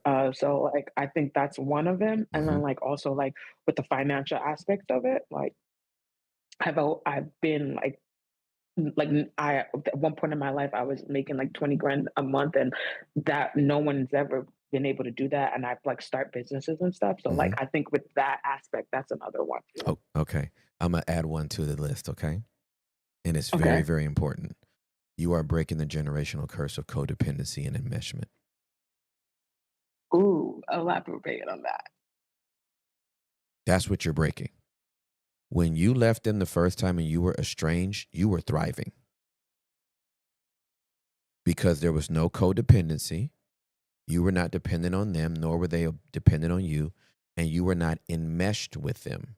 When you're enmeshed with the person, your survival depends on them, and their survival depends on you. You cannot become an independent person. You cannot be self-differentiated because emotionally, relationally, financially, you are enmeshed. You cannot make any decisions on your own that does not impact the rest of, either impact the other person or the rest of the people in the family. And when you were estranged, you were completely out of that dysfunctional cycle. And when you came back into the family, you got caught up in it. So one of the generational curses that you are breaking is codependency and enmeshment. Chunk them the deuces. Okay. You did not get to choose the family of your origin. You do get to choose the family that you want to rock with for the rest of your life. That's the benefit of surviving your childhood trauma and becoming an adult. You get to choose the family you want to hang with for the rest of your life. You get to make another family if you want to. You can join another family if you want to. As a kid, you don't get the choice. Okay. As an adult, you do. If your family's going to have that much selective amnesia, if your family's going to have that much Alzheimer's, selective Alzheimer's, about how much you have helped them out, and then all of a sudden they're just going to cut you off, bye, girl. They did you a favor. Your aunt did you a favor by not letting you back in that house.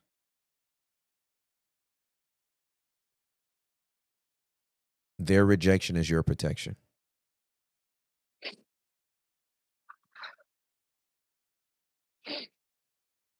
Right. So we chunking deuces, okay? Oh, yeah. Okay. Yeah, that's gave me the confirmation that I needed. Hey, let's get it. I love when it's confirmation. I love when it's like, I haven't heard that before. I got to go pray. I love when it's like, the Holy Spirit was already telling me that. Thank you for the confirmation. All right. Yeah. Now I got to give you I guess I was just second guessing because people were just like, but that's your family. You can't do that. And I'm girl, just like, but please. I don't care. Yeah. Listen, I'm a family man. I love my family. And I will not be in a dysfunctional relationship with my family. Yeah. These people that are like, it don't matter what they do, that's still my family. I'm not going to let my family kill me. It don't matter what my family does. Are you gonna let them sell drugs out of your house and then everybody in the house goes to jail? I'm not letting my No. family do that. If I have a relative that I move in out of the kindness of my heart and they try to turn my house into a trap house, I'm calling the police on them. I'm not going to jail with them. Police ain't gonna raid this whole house and then we all going to jail talking about that's my family. What else? What did you expect me to do? Nah, fam, you going to jail. I ain't going with you. So yeah, get all those people out of your ears that are trying to keep you in a dysfunctional, toxic family dynamic. Codependency and enmeshment is how your family has languished through life, and you broke away from that. You already tasted what freedom was. When you Yeah, it was sweet. when you came back to try to help them, the only thing that happened was harm to you. Helping them harmed you.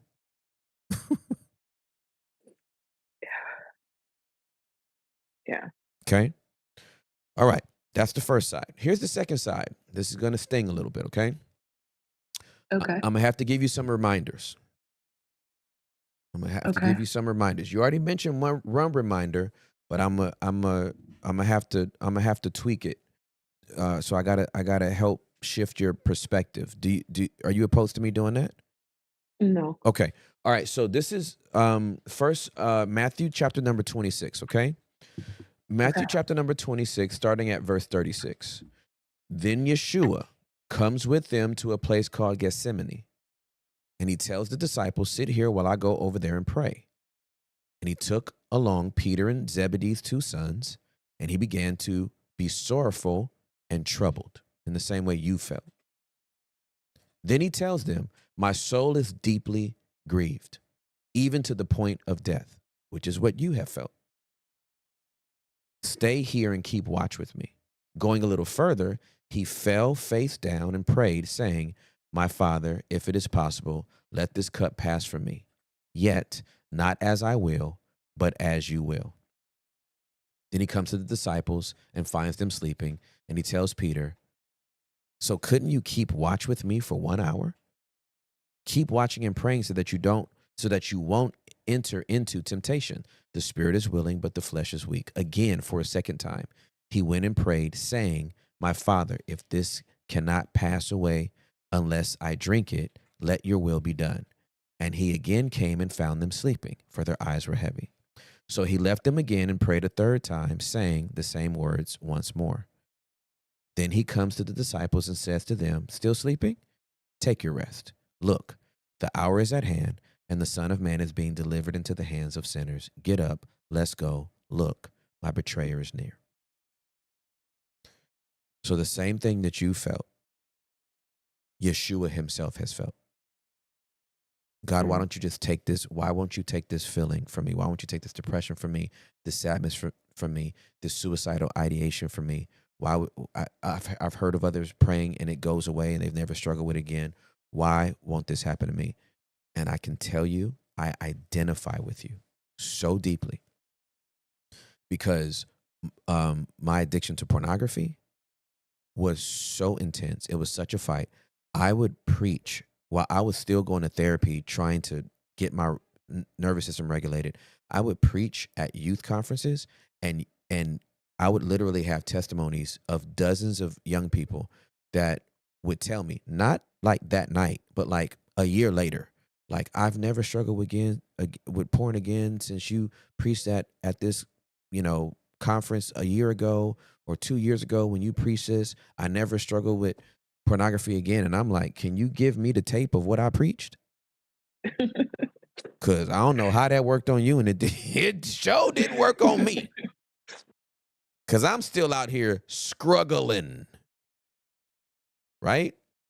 Yeah. So this is, you reference Paul, but I want you to have full context to this.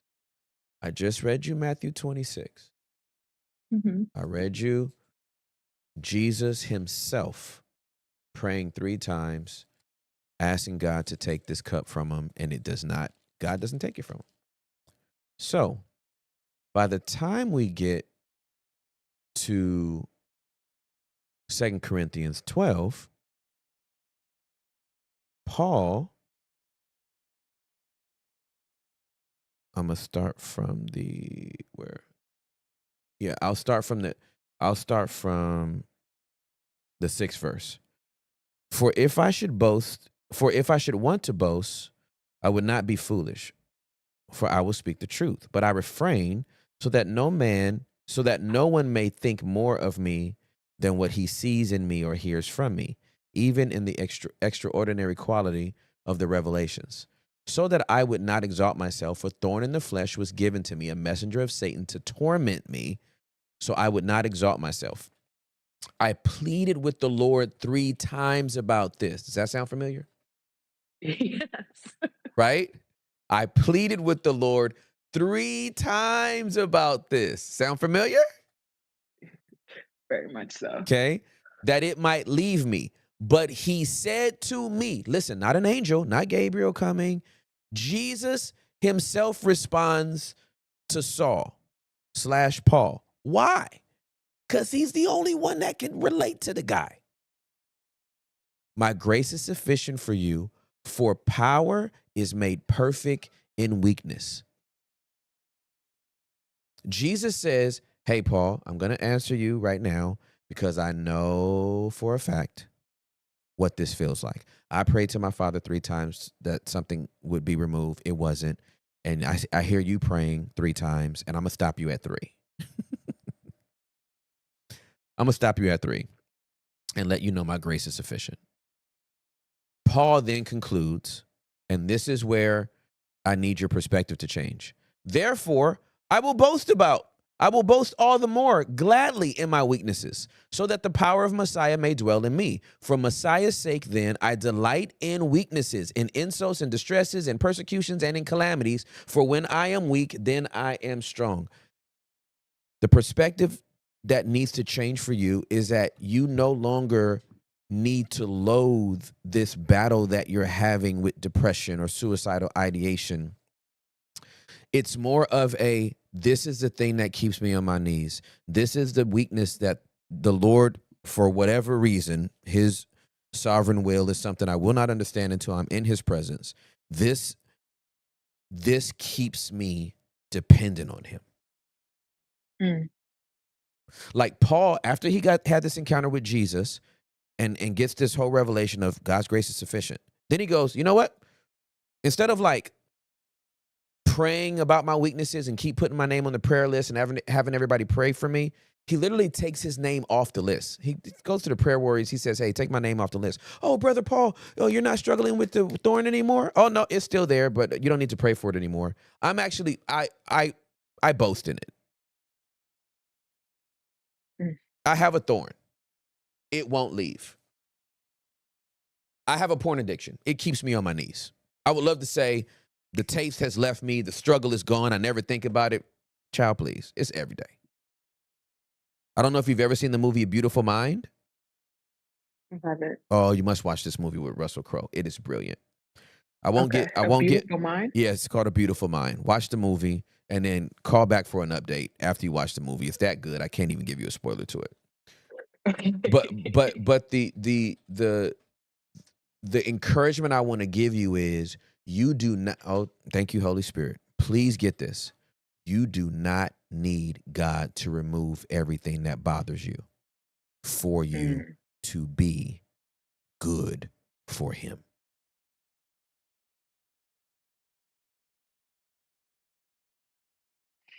Mm. Okay. Yeah. Wow. He does not need to take everything away from you. He will not take away every struggle from you. And nor do you need every struggle to be taken from you in order for you to worship him. Some of the most incredible worship comes from people who have a struggle.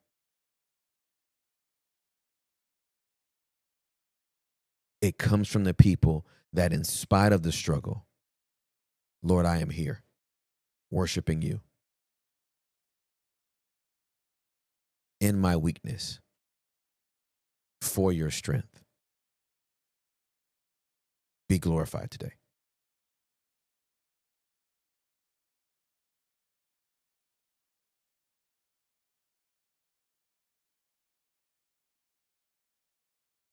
Questions, comments, concerns? No, I think you've given me confirmation on the first half, and I when you said that,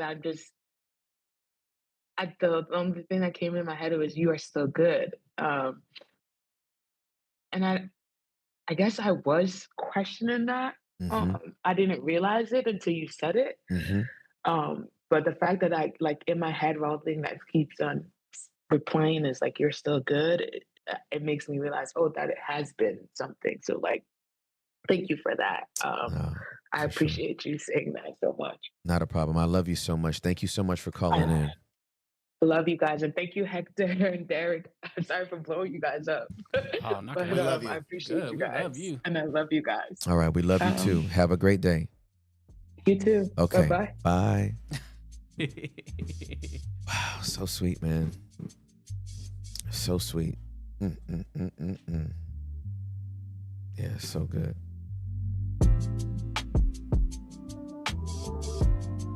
All right, I'm ready. What's poppin'? Who's next? Poppin'. AJ, you are on the line with Tim Ross. Welcome to the show, my friend. Hey, how y'all doing? Going well, my friend. How are you? I'm doing okay. What's going can you on, hear my me? friend? I can hear you. I can hear you well. Good.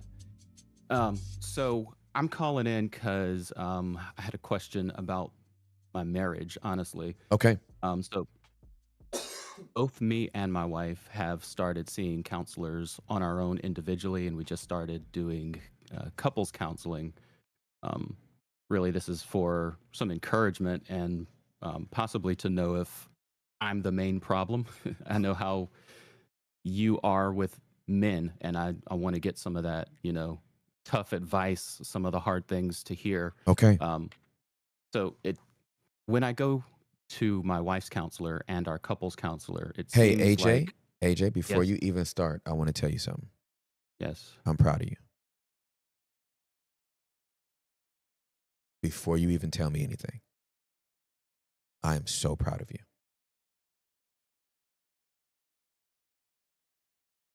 You are already doing the good work. And I know you are, because you could have just been like, I'm doing the counseling, I'm doing my individual. But the fact that you've called in, you are a man going above and beyond. So I'm telling you right now, I'm proud of you. Before you tell me anything, I'm proud of you. Thank you. Yes, sir. I appreciate that for sure. Yes, sir. So when I go to my counselor, she seems like she's on my side a lot, and she holds space well for me. Mm-hmm. When I go to my wife's counselor and our couples counselor, it seems like they're not against me, so to speak, but more against me, and it feels like I'm the problem in those environments more than it does with my counselor. Okay. A little backstory: we've kind of done some attachment style tests, and I am more avoidant, she's more anxious attached. Okay. And you've already pinpointed that I'm willing to do the work, and I'm doing the work. I've been doing the work for about a year or so, actually more than that, because we did couples counseling before. Okay. Um, How long have y'all been but- married? we're going on 16 years. Awesome. Great. Okay. Yeah. Okay. So we've been through a lot. Our oldest child had ulcerative colitis, went through all sorts of medical stuff, through the hospitals. We had to travel a lot for that, Yep. which that's a trauma all in itself. For sure. For him and for us. For sure.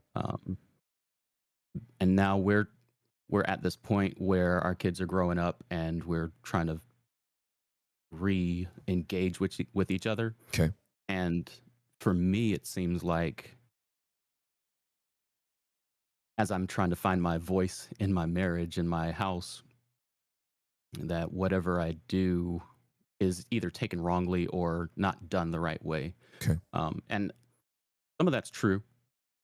I can be, I'm pretty soft spoken. I don't yell or anything like that, but the words that I choose to use and the um, method of saying some things can be um, done in a wrong way. Okay. For instance, our last little incident that we did, it seems like it shouldn't even have been an argument, Okay. but she was pointing out that I was tired.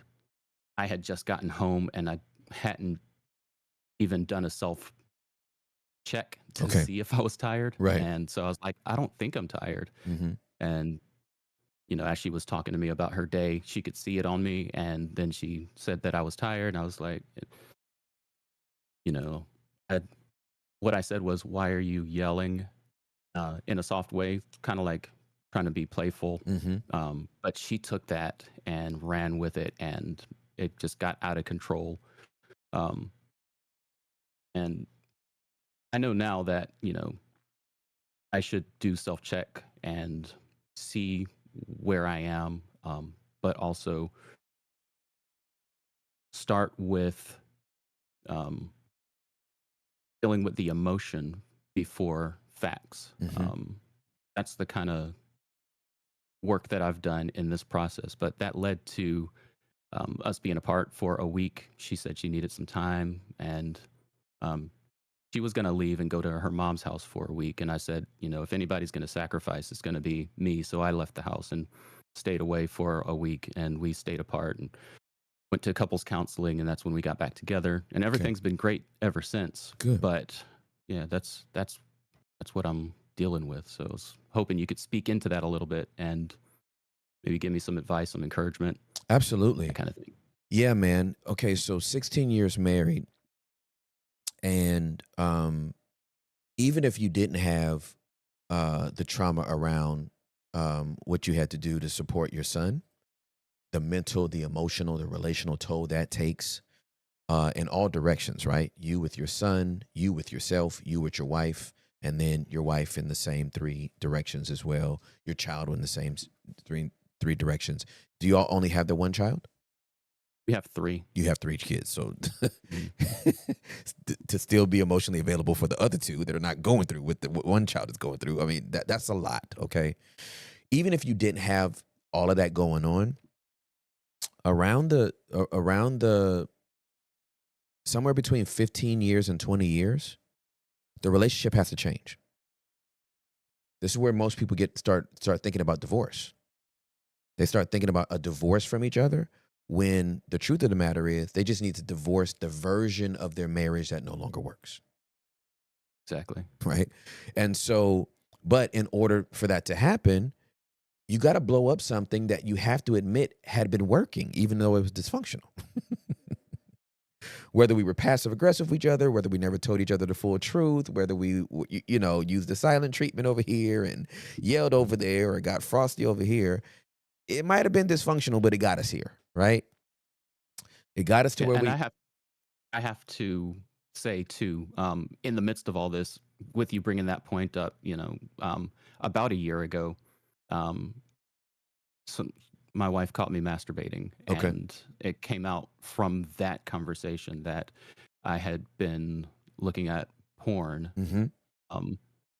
throughout our marriage from time to time, and before our marriage, while I was in college, I may have been addicted. Got it. I had broke that addiction pattern before we got married, Mm-hmm. but it's always been a struggle, and she hadn't known that. Got it. So you know what I mean? Yep. So it's like there's that thing in there as well. For So sure. It's Absolutely. Okay. Yeah. And that is, she could have caught you masturbating. She could have caught you drinking. She could have caught you doing a line of coke, right? Whatever you were doing to regulate, right? So the issue, the actual fruit of what happened is not more important to me than the root of it. And it sounds like there's been a lot of stress, and it sounds like there's been a lot of miscommunication and real intimate connection. And I'm not talking about sex. I'm just talking about, do you actually see me, hear me, know me, love me, right? Even if you don't agree with me. And if that's the case, then obviously there's a temptation that will, whatever your thing has been, it will be, right? It's not going to turn into a new thing. If that was your issue in your youth and in college, it's not going to automatically be meth now. Right. It's not going to turn into medicated gummies now, right? So I appreciate you. I appreciate the full disclosure, though. Here's my encouragement, AJ. My encouragement is continue doing the work. And I would, for especially your sessions with the couples counselor that you see, that where you feel like sometimes you're missed and they misunderstand you, in those sessions, because it seems like you get the support you need in your one-on-one counseling, but when you get over to the couples counseling with her, that's where it seems like you get missed. I want you to go into those sessions with a lot more curiosity. I want you to really lean into those sessions and figure out, what is it that my wife is really trying to say that she may not know how to say, and I'm missing the context to. Now, this might seem like a forced, laborious assignment, but what it's going to do is give you insight on her perspective. You do not have to agree with her perspective. You do not have to go like, oh, okay, yes, I am the biggest jerk of all time, and oh, yes, I am the person that's caused all the problem in the marriage. You just want to know the narrative. If you know the narrative, even if it's not true, at least you know what the narrative is, and then you can start combating that narrative with the way that you interact with her, with the way you talk to her, all this kind of stuff. With Juliet and I had to come up with a whole new voice to talk to her in. My voice triggered my wife. She comes from a domestically violent home. Her father was very angry, yelled a lot, was very abusive to my mother-in-law. And so anything above this right here is yelling. Now, I'm a very passionate person. Now that I do this show, I wake everybody up. I don't care if anybody's trying to get more sleep. By the time I say wide open, it's over. It billows through the whole house. And we got a lot of square footage, and it still billows through the whole house. But I have a very powerful voice when I'm passionate, and it would literally just shut my wife down. So I had to come up with a whole new voice just to connect with her. And it is the lower toned, slower paced FM DJ voice. It is Quiet Storm. The next song is Always and Forever. Right? Like that's the voice I got to have. That's the voice she responds to. Yeah, I think I'm like Juliet in that aspect, because I was kind of raised in a house that my dad would get pretty loud sometimes, and talk a lot. But she was raised in a house similar to that, but she's used to fighting back. So she's used to, raising her voice and getting on that level with everybody. So I think that maybe my nervous system goes into retrieval mode whenever she gets past a certain level. Correct. And that shuts me down, and I'm working through that. But yeah, I see what you're saying for sure. Yeah. Now, you can't work through that without her.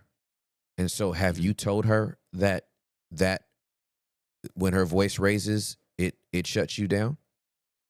Yes. Okay. Mm-hmm. How has that been received? I wouldn't necessarily say positively. She's working on, lowering her tone and speaking, lower and that kind of thing. Yep. But she still gets frustrated and angry whenever I do retreat when she does that. So it's 2 steps forward, 1 step back sometimes. Understand but, it. Understandable. That's the work. That is the work. Um, the other thing. Oh, what was the other thing I was going to tell you? Holy Spirit, please bring back to my memory. We talked about the tone, the curiosity. Mhm. Um, FM DJ. Yep, FM DJ. There was something else in you all's dynamic. I saw a picture of it.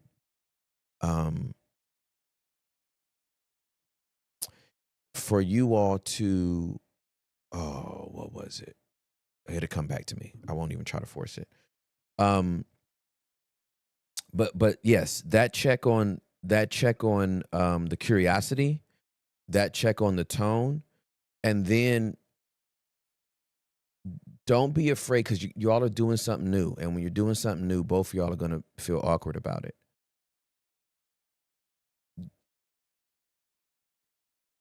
You got to work through the discomfort of the new rhythm you're trying to establish in your relationship. Thank you, Holy Spirit. He just brought it back. When you come home, from now on, tell your wife that you need 30 minutes.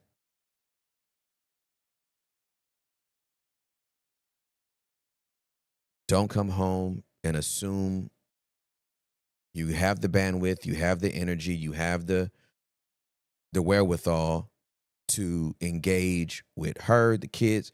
When you come home, ask her for 30 minutes and go somewhere and give yourself time to have that assessment.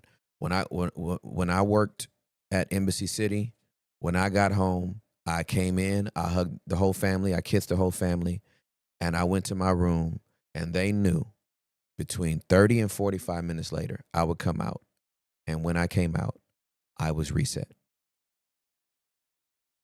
But I could not walk in the door and get bombarded with, here's what's been going on all day.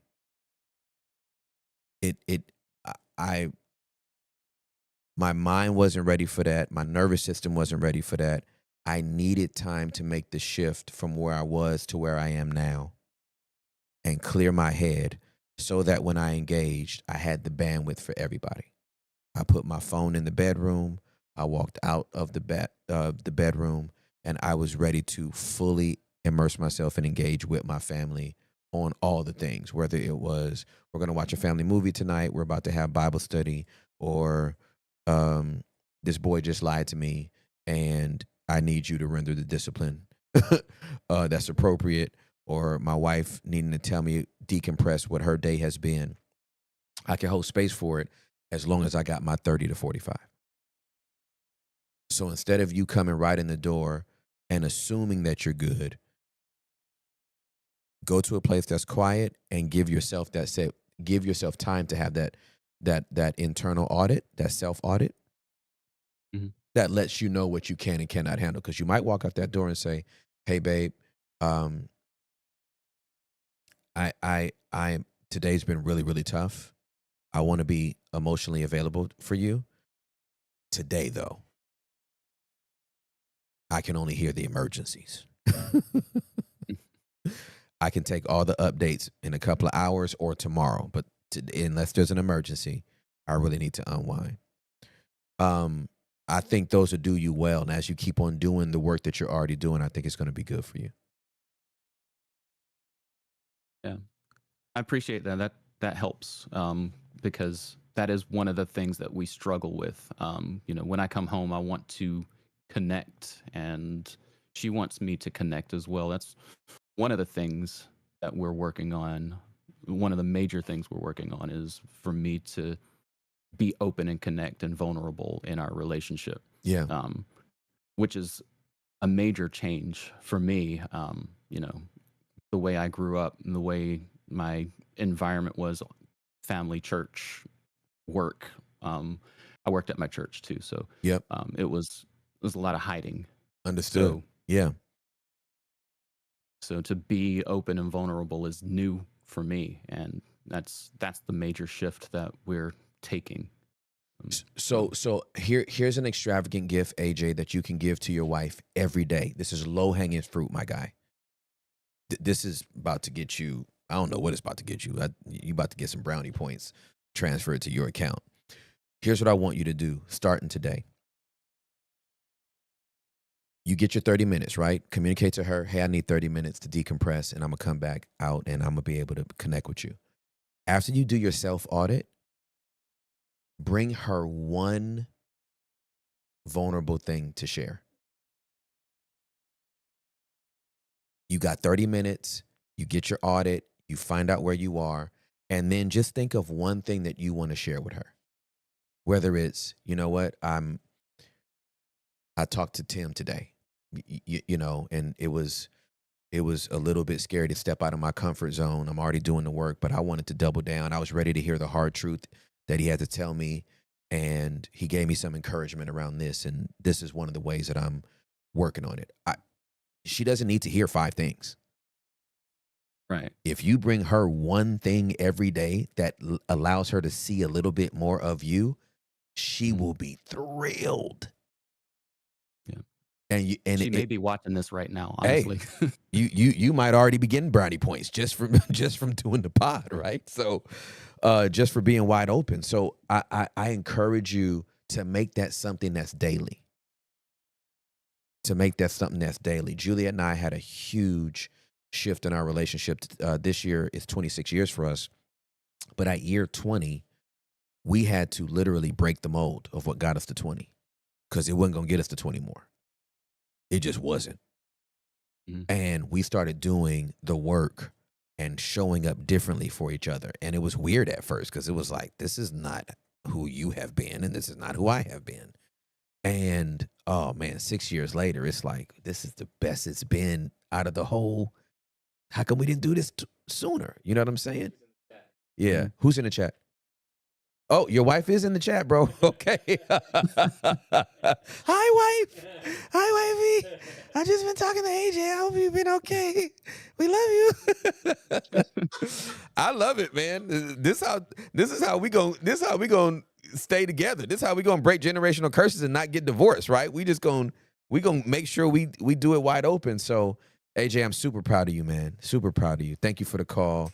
And I hope that what I've shared with you has been helpful. It has. I'm definitely going to use that advice and start doing the 30-minute thing tonight. So, yes, sir. Absolutely, man. I'm proud of you. Have a great day. All right, thanks. You too. All right, man. Peace. Yo, that is dope. She said, "Hey, I'm pulling up." She's like, I'm here. I didn't mean to interrupt, but no, that's I had so to share. sweet. That's That so was- sweet. Bro.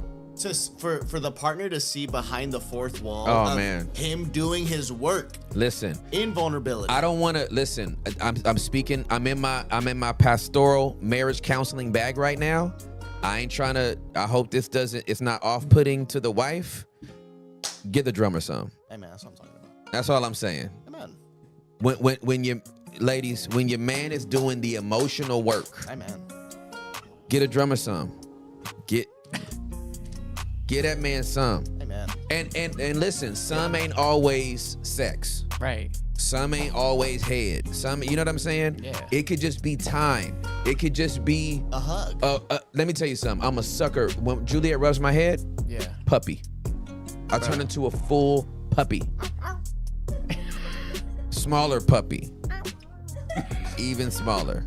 Yeah, baby puppy. That was the same noise, bro. Yeah. Yeah.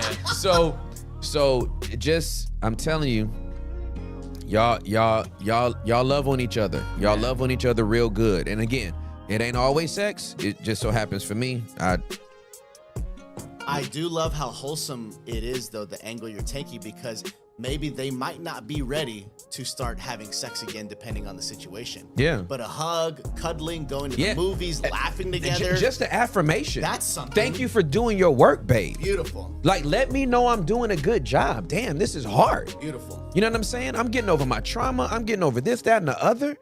Like, do you know how many people choose not to do this work? You know how many people just go, this is just the way I was born. Yo. I don't Such a understand why cop-out. you know what I'm saying? It's a cop out. Nah, fam. Isn't the stat only 2% of the world does their soul care? Yeah. In the Insane. world. In the world. In the world. In the world. Maria. Bring her out. Bring her out. Let's get it. 1.3 in the chat. Shout out. Yo, shout out AJ and his beautiful mic and his beautiful camera. Oh too. my God. Maria, Yeah. you are on the Wide Open Show. Welcome, my friend. Hello. Hey Maria, how are you? Nervous. You doing okay? Oh no. I'm nervous, but I'm good. Hey, Maria, your mic does sound like it's underwater. Is it your headphones maybe that might be connected? Yeah, hold on. Okay, thank you so much. Underwater had me weak. Was that I'm mean? sorry. Underwater. No, that wasn't mean. It was That just wasn't me, right? It just sounded funny. you sound like you're down there with Aquaman. Just want to make sure Maria's okay. Just triple checking. Yeah, maybe just use your speaker or your regular. Yeah, you can just talk into the phone. Yeah. Sometimes the headphones, they're jerks. Yeah. Sometimes it can be. You there, Maria? We hear her getting situated. Okay, no worries. We gonna let her get situated. We gonna let her get situated. We gonna let her get situated. Under the sea. We gonna let her get Hello? situated. Can you hear me now? Under Hey, the sea. we can hear you. We can hear you now, Maria. How you doing? All right. Nervous, but I'm here. All right. You in there. What's going on? Talk to me. Okay. So I guess I wasn't really expected to be on because I was kind of just listening and learning. Like, okay, maybe I don't need to be on. Maybe I'm just listening to everybody else. But obviously, it's my turn. Your turn. So pretty much, I overthink a lot, and I always wonder like where it come from. I know it's probably. I'm sorry, excuse all the background noise. I'm at work. No and worries. I ain't clocked in yet, but I'm not working. It's all good. I overanalyze everything, and me being how can I say it, like I guess as a child I always analyze everything. I guess because my father was very like old school, so he doesn't talk very much as like encouraging. It's more of like, well, you need to do this, you need to do that. So I think maybe that's probably where it started. But I'm not really sure where it started. But as an adult, I see myself like over thinking every little thing. Like if this is not going the way I need it to go, or something's wrong, and I have to buy out. I have to buy out, escape something, and I know that's not of God. Okay. But I don't understand like how to get around it, and it also messes up with my anxiety, and also turns into depression a little bit. And I try to control it in certain areas, and try to just not like suppress on it, but it just seems like it just all end up coming in as a blowout on somebody, and not necessarily like trying to be calm. It just comes out, and I guess it does not. As I guess everything comes out at once on one person or someone else, and I just don't know how to control or understand where it's really coming from, or not really coming from, but how to navigate it. Okay. In life, because it definitely controls me. Like I can be anxious or overwhelmed, and I could just be mad, and I'm like, why am I mad? There's no reason I'm mad. I'm just overwhelmed. And I just allow every little situation that's going in my life, possibly at that point, just make me be rude to everyone, and not really being able to regulate my thoughts. It's just I just blow out, and it's hard for me to control it. And after I might have calmed down, it's like, okay, Mary, what were you really doing? Right. Like, why are you feeling this way? Why are you having all this anxiousness? Yeah. And I know it probably has to do with a lot of life situations that happened.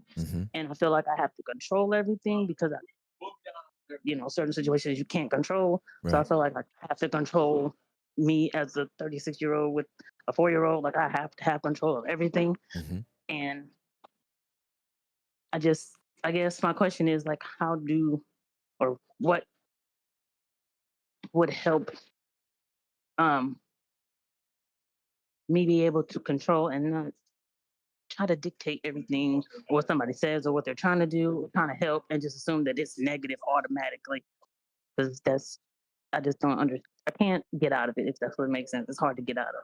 I understand. I understand. Thank you so much for trusting me to process this with you. I know you're at work, so I don't want to get into anything too sensitive. But can you? Okay.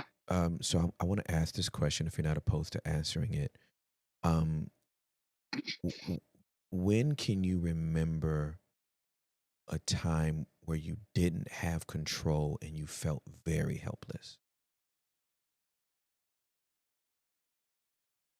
Um, I guess the obvious, or I guess for everybody, is sexual abuse. I Okay. guess I can't really, I don't really know where or when, Yep. because it happened multiple times. Even if it was just with touching or groping, whatever the case may be, it happened multiple times. So I Okay. can't really explain like when it Yeah, for happened or sure. how old I was. So I Yeah. can't really, No but that's worries. probably when. Okay. And would you say that in those instances you had no control? No, because I felt like I had no one to tell. Right. And you didn't have a voice either. No, I was very shy, and I probably felt like, well, maybe this was supposed to happen. Correct. Okay. So now 36-year-old Maria has a voice and she has an adult body Hmm. and she can push back, fight back, talk back. Yes. Okay. I want us to really give little Maria some credit for surviving what she survived. And I also need you to get little Maria's hand and let her know that she's safe now and we can't control everybody, but we can control us.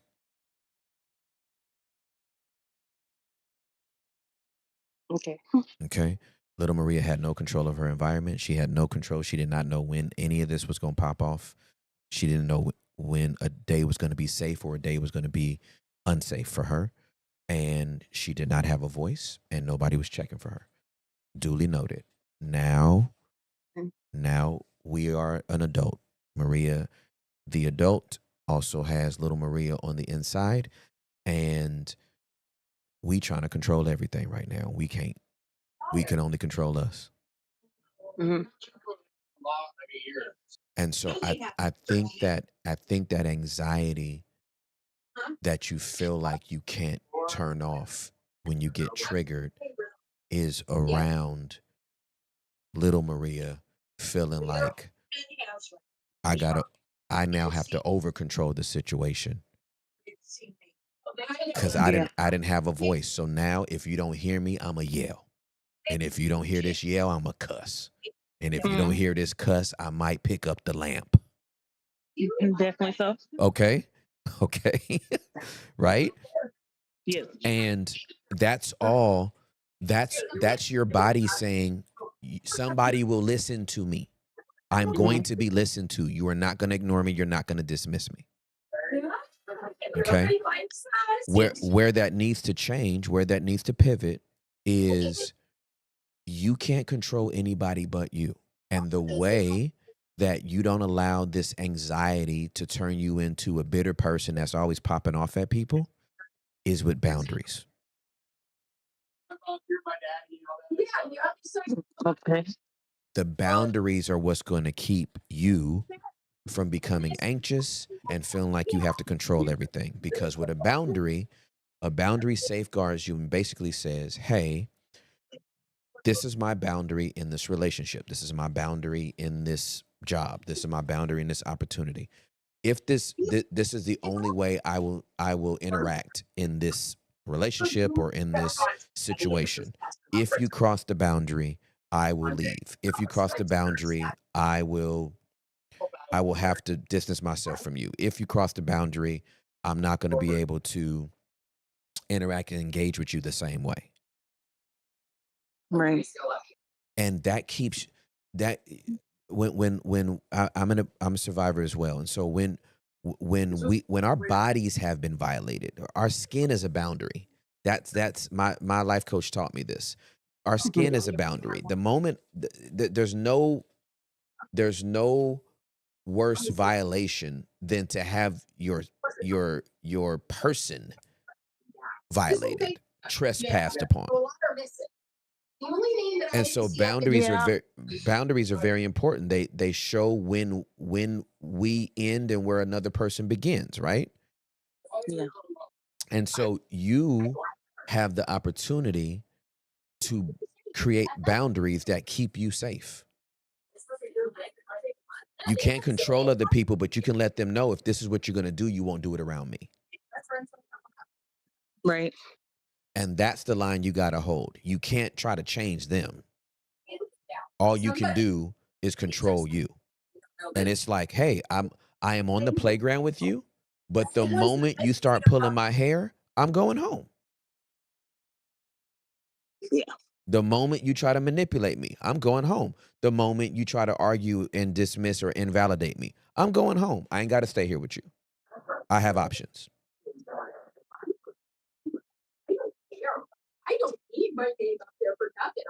Yeah. I guess the hard part about doing that is that I'm very type person where I don't want to. I feel like I have a conversation or talk about everything. Um, and then I'm always a people pleaser, so that kind of is hard for me to like put that boundary up sometimes because I'm like, okay, so what can I do for you instead of what can I do for myself? Yeah. And and I think it comes from also, which I don't like to say it's my parents' fault, but I mean, they were the parent when I was young. Correct. But Yep. you know, They're your family of origin. Mm-hmm. Two things can be true. when it comes to like being uncomfortable, I feel like I had no choice but to do what my parents wanted me to do, even in comfort, being uncomfortable, Mm-hmm. and to put that in like of what it or have an example. There were times where my mom got remarried and from my dad or whatever, and her husband, her family, uh, her husband's family was very when I say was is because my mom passed away when I was 19. So Oh, sorry. um thank you. This is she was with him for 11 years before she passed. But I was young when my mom and my dad got divorced, so I was like 7. So I was just jumped, as the youngest, I was jumped into a whole nother, you know, atmosphere. Mm-hmm. But it wasn't like I was unused to them because obviously it was she ended up marrying the pastor of the church she was at. So it's a big old thing. Like as I get older, I learn new things about how that old thing transpired. Yeah. But I would be at their family house or whatever, and they're a little touchy feely, a little too much and inappropriately. Yeah. A lot of the men in that family, and like they would say things out loud in front of all the men, and they'd be like, "Hey, Maria, I'm the youngest, whatever, whatever." I don't know. I'm around my mom all the time, so I don't know. I don't know what it was. I guess that was just their opportunity to do it, and they didn't care. But Mm-hmm. they'll be like, "Hey, come here, come sit on my lap." And I'll be sitting there like, "No, I don't like, no, like, And my mom be like, "Just go over there," and it'd be more of like she's trying to set example for herself or not look like. Yeah. I don't know what was going on in her head, but she'd be like, "Just go," and then I'd be like, "Mom, I don't want to," and then she'd be like, "Just do it for me." Like that was her thing. Just do it for me, Oof. and he'd be like, "Okay, I'll do it," 'cause, that's my mom, and I would just sit there being uncomfortable, sitting on this grown man lap as a 7, 8, 9, 10, 12, 15. I don't even know. It kept going on for so long. I don't remember when, but like it just been uncomfortable. And even now, like I see some of them, they'll hug, and I would have to hug in a way where I'm not feeling like I could feel the anxiety because of like, I don't know how I'm supposed to hug this person because I know how they are. And then I have to move real fast before they start getting handsy. It's like, I'm an adult, but why am I still being scared of stuff? Oh, because I was forced into situations I didn't want to be in. Absolutely. And now it's like, me as an adult, it's like, am I forcing my own self into situations I don't want to be in? Or to me, it's just all confusing. And I'm like, am I doing too much? Or am I not? Yeah. And I don't know how, like, it's just very like confusing as an adult when you know it's not right, but it's like, okay, maybe I should just people please because that's what I'm used to doing. Maybe I should just please that person because that's So make here, them happy. yeah. First of all, I'm so sorry you went through that level of abuse. And I hate that your mom wasn't a protector for you,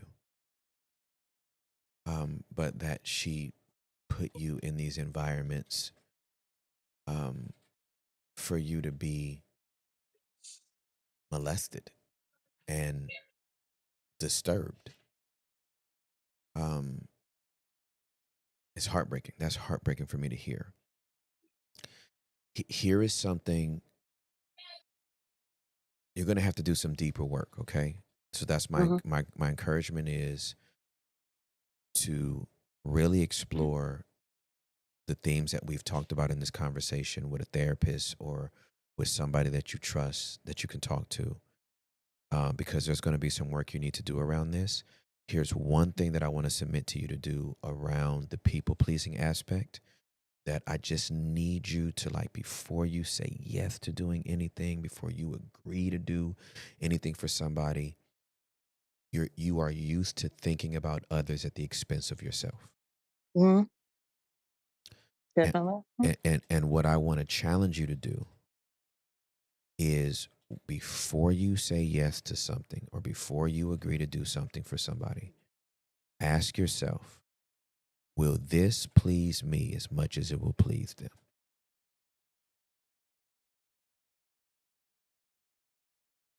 I just want you to give yourself enough time to ask yourself that question.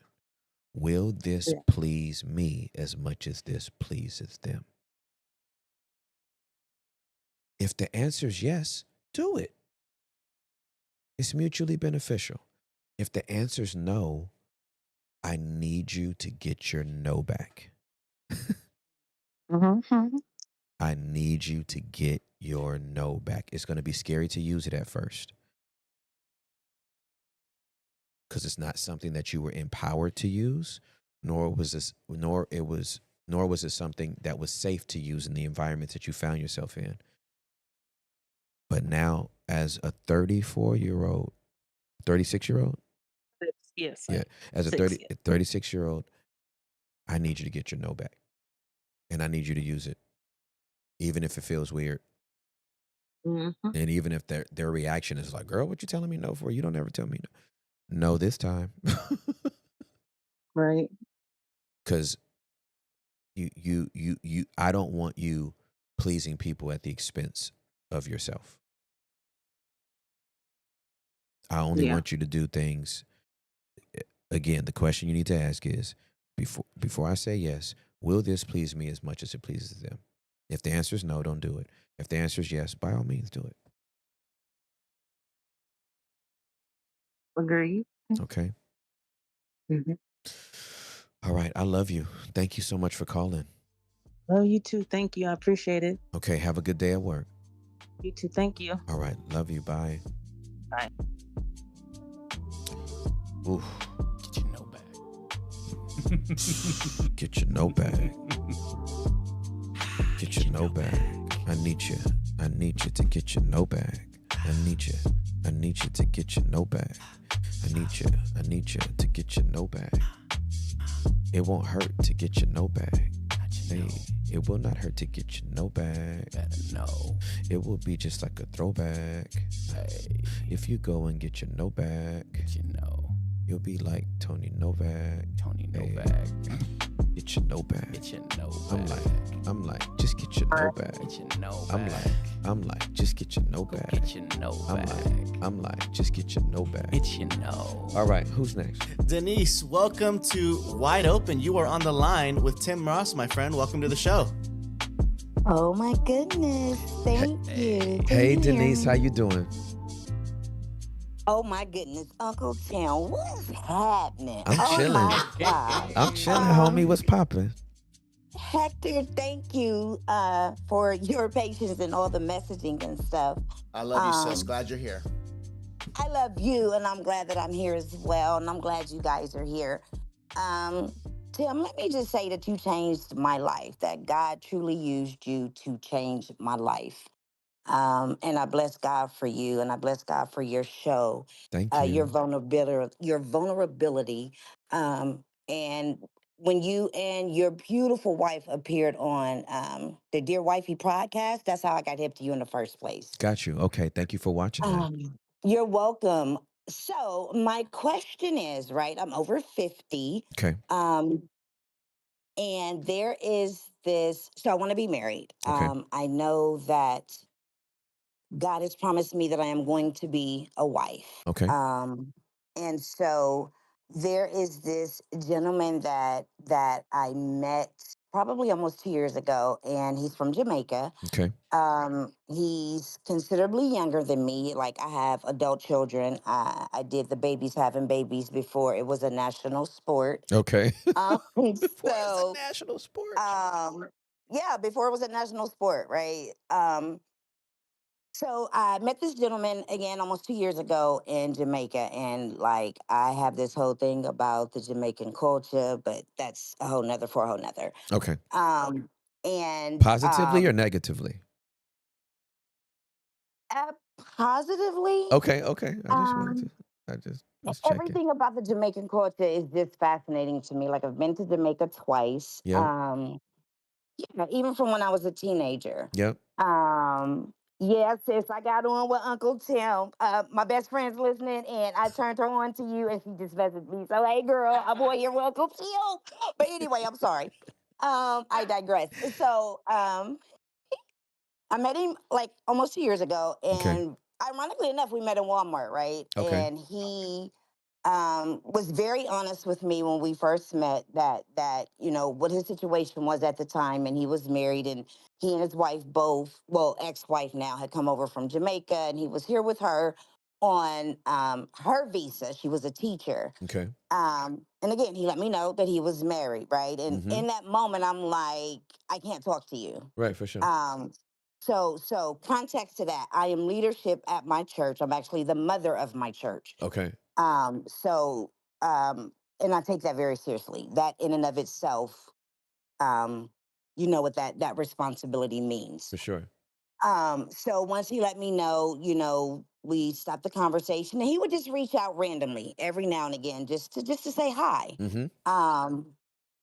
So fast forward 2 years later, I'm back in my city and back at my church, and everything is what it's supposed to be. And again, I desire to be a wife. Yep. Now, before all of this stuff happened with Mr. Trump and immigration and all those things, he had already told me that God told him that I was his wife. Okay. Right. So we've stayed in touch, and here probably within the last 6, maybe 8 weeks, our conversation is just it's progressed. Okay. And I like this dude. Damn, I like this dude, right? Okay. Oh my goodness, I like him. And I know that in this season, God is just doing so much. There's the isolation, the separation, but all the things because He's elevating me.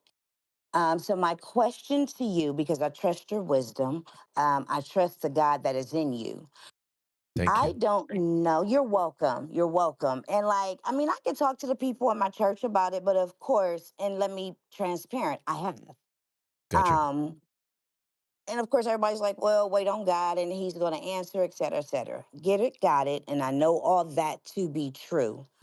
I haven't had the best judgment when it came to men, and there are a couple of factors where he is concerned that are outside of my norm. Okay. So, all that being said, I don't know. Like, I don't know what to do. Like sometimes I can look at this man and I can listen to him, and everything in me is like, yep, it's him. He knows that I'm celibate. I've been celibate for years, so there's no premarital sex. Mm-hmm. Um, but I just don't know, Uncle Tim. I really don't know, like, if for real I'm his wife, if God has really told him that legitimately. Is it that you just need to go ahead and marry somebody to become a US citizen? Mm-hmm. He says all the right things. Mm-hmm. That is not your husband, sis. Peculiar Beauty said that is not your husband, sis. Mm-hmm. So I'm asking you again because I trust your judgment. I trust the God in you, and I just want your opinion. I appreciate you for just calling me on some like real, regular, degular, 100% relational, like, advice. Like, thank you for trusting me to process it with you. And thank you for like being a self-aware enough to know like, yo, I haven't made all the right decisions in the past. And I just want to get some perspective. Like, I really appreciate that. Like, it takes humility to do what you've done in making that call today. I cannot tell you how many people lack the humility to ask for advice. When we got scripture, we'll quote, especially as believers, we'll quote scriptures like, "In a multitude of counselors is safety," but you ain't asked none of them. Right. We got people that have never even asked one other person outside of like their friend that co-signs on anything, right? Get it, girl, do the thing. Like, you know what I'm saying? But a multitude of counselors will give you perspective and just stuff to think about, okay? Yes. All right, so I got a couple of questions, and I'm going straight uncle mode on this, okay? Let's get it. All right. I'm ready. So when did he get divorced?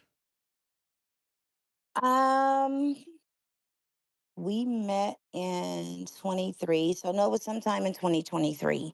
Okay. Yeah. So the year y'all met is in that same year he got divorced. Yes. Okay. They were already separated. Okay, they were already when separated. we met. All right. I wouldn't want to go any further with dude until you talk to his ex. Oh. That's why you my guy, Uncle Tim, because you will throw me a curveball. Nah, I want to, because there's two sides to every story though. True story. True story. And I've even told him, like, I go back and forth because I do.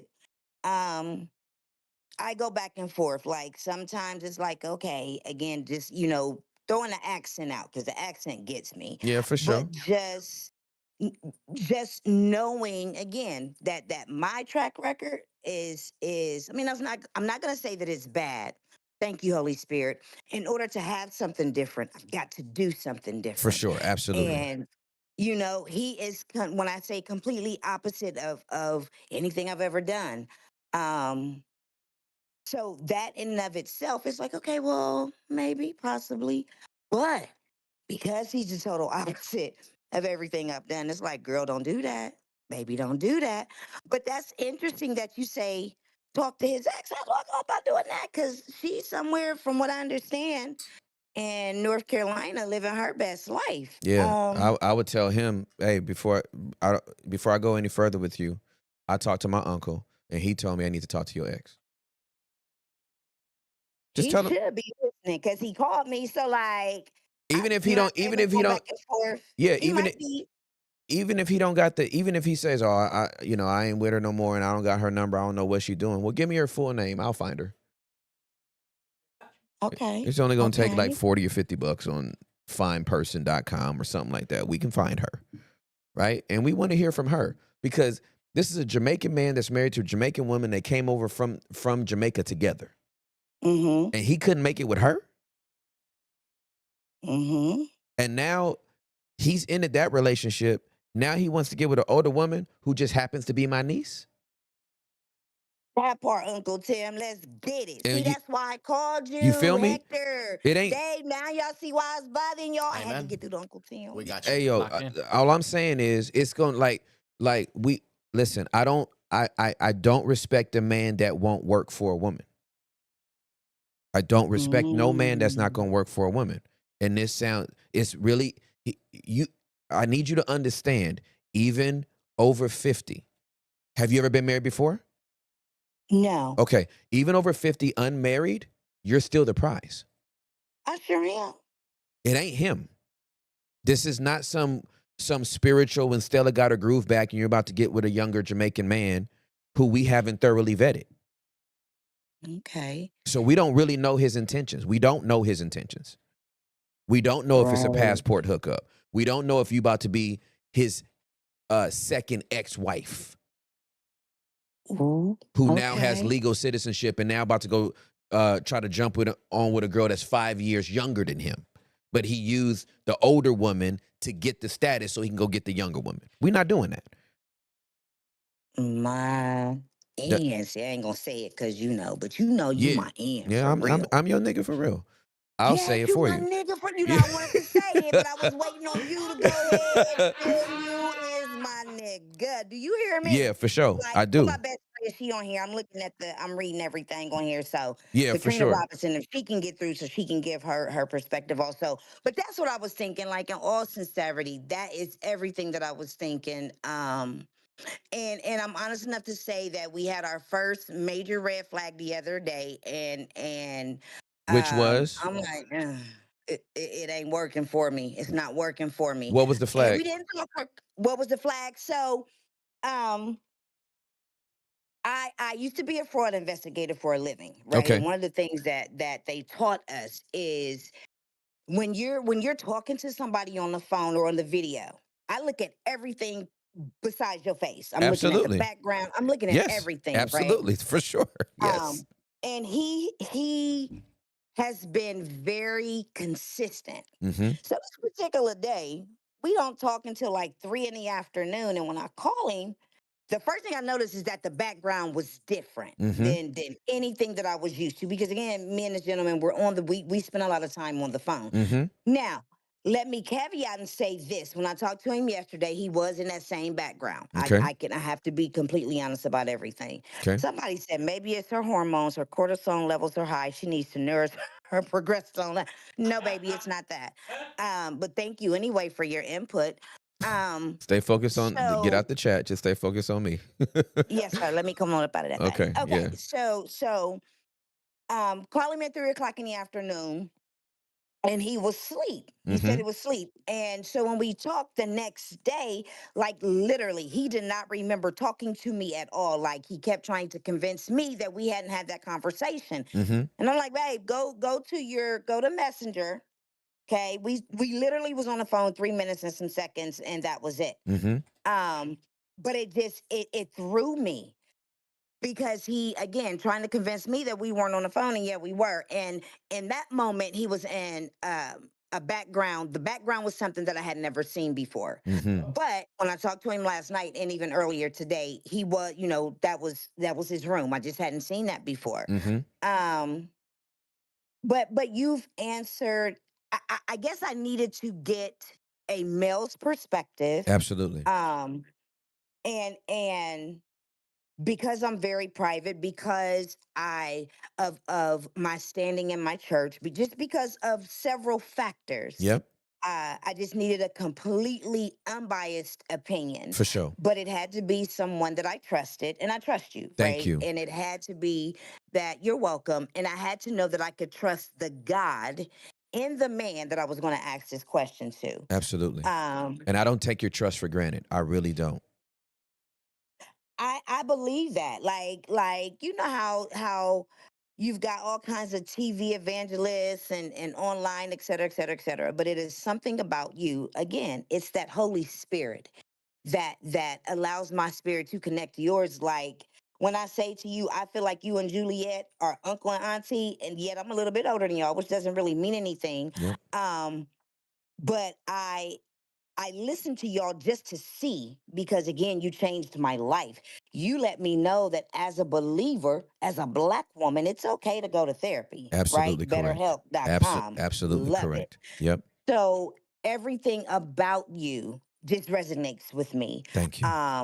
And as I thought about this decision, I'm going back and forth, Then talked to my bestie boo about it. That's my sis, and she like, sis, no. Now I'm here to support you. Make no mistake about it. For sure. But I don't agree with this. Yeah. Yeah. And so, as I listen to the calls every day and the vulnerability and just the transparency, I'm like, you know what? Holy Spirit, I need to be able to get through. So sure enough, I'm on here today. And the fact that, that Hector and my other guy, that they responded to me, I was just like, all right, Lord, this is what you're telling me. He happened to call me while y'all were on caller number 2. I told him, like, hey, go ahead and tap in, baby, because if I get through, I'm supposed to be caller number 4. For sure. If I get through, I'm about to talk about you. Yeah. I'm about to tell you now that I'm going to ask him about me and you. Yep. The other guy, Derek, my dude. Okay, let me get out the chat though. Uncle Timmy said get out the chat. Yep. But I thank you. I thank you. And I like this better than the basement, right? I know I don't, whatever happened, but this, in my opinion, is more beneficial. Come on. But thank you so much. Hey, Juliana, I ain't forget you, girl. But thank you. Thank you for taking my call. We love you. Thank you. I love you. When you coming to Columbus, my man? Like, I know you're doing your comedy thing and all that, but I need you to come on to Columbus so I can come holler at you. Okay. As soon as we get the date, I will let you know. Columbus will not be off of our map. We love you. Please. I love you. Thank you for the guys call. have a Sis, day, and thank you so much. You're welcome. Are you willing to come in the next few weeks and give us an update? I think it'd be really special for us to walk with you in this new journey. Yes, I am. Let me say that, Hector. Of course I will, but like, confirmation is a beautiful thing, right? Yeah. May not be nothing to follow up on. Understood. You see what I'm saying? Yeah, I feel you. Thomas, is that you? Okay, come out the chat. Anyway, I love you, girl. I will if you want me to. I will, but I'm just gonna call you and say, when Uncle Tim that day that I called you, and we talked about it, I had to go ahead and let little boo boo know. Hey, that's all I'm expecting. we love you, sis. Love you. Well, I graduate college March the 1st. So Let's go. Let's go. Stage. Come on. Hey, Ow. we love you. Oh, I love y'all. Thank you again for taking my call. And You're God bless you welcome. all. Bye. Love you, girl. Bye. Bye. Oh my God, that's my favorite one. That's my favorite one. Yo. That's great. And I don't mean that like favorite in comparison to any other caller. I just mean like just that vibe, man. It was a whole vibe. That's the homie right there. I grew up with her. I grew up with She was a people PT on the block. Yeah, She was like, people that had that accent, that had that bop, that had that cadence. I grew up with them. Hey, you fresh, bro. Hey, you be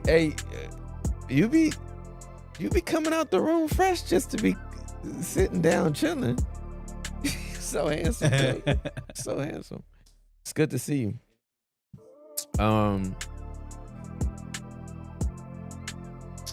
Why are our sisters from Jamaica saying run? You better listen to them. they're lyricists in Jamaica. You need to be mindful of what they saying and how they saying it and when they saying it. Just because they use that Jamaica. accent.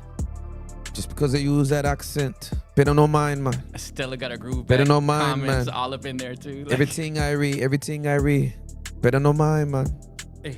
Better no mind, man. All right, one more. I'm trying to get this guy on the phone, but I'm currently ghosted at the moment. Oh, no worries. So You got ghosted. He responded to me, but then I got ghosted. Oh man, so we could ghosted. engage with the chat for a Wait, little bit. my lord. We got Jonathan McReynolds popping in on the pod Wednesday night this week. Oh, we dropping Jonathan's this week? Hey, brother, the Lord is too good. Wow, we might as bro. well. The book's been behind you. We forgot to take it down. Oh. So we've been promoting. It's beautiful. Jonathan came through yesterday. It was amazing. It was really, really amazing. All right, who we got? Yo, we got let's see here. We got Jeremy. Jeremy, welcome to the show, my friend. You're on the line with Tim Ross. Hey, Jeremy, how you doing, man? Oh my gosh. This is beyond a blessing for me. Uncle Timmy, I appreciate you. I love you in everything you're doing.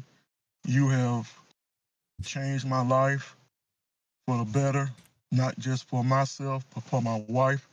We just finished watching Upset the Gram, and we just finished Glorious Sex last night. Oh, Upset the Vows. You watched Upset the Vows?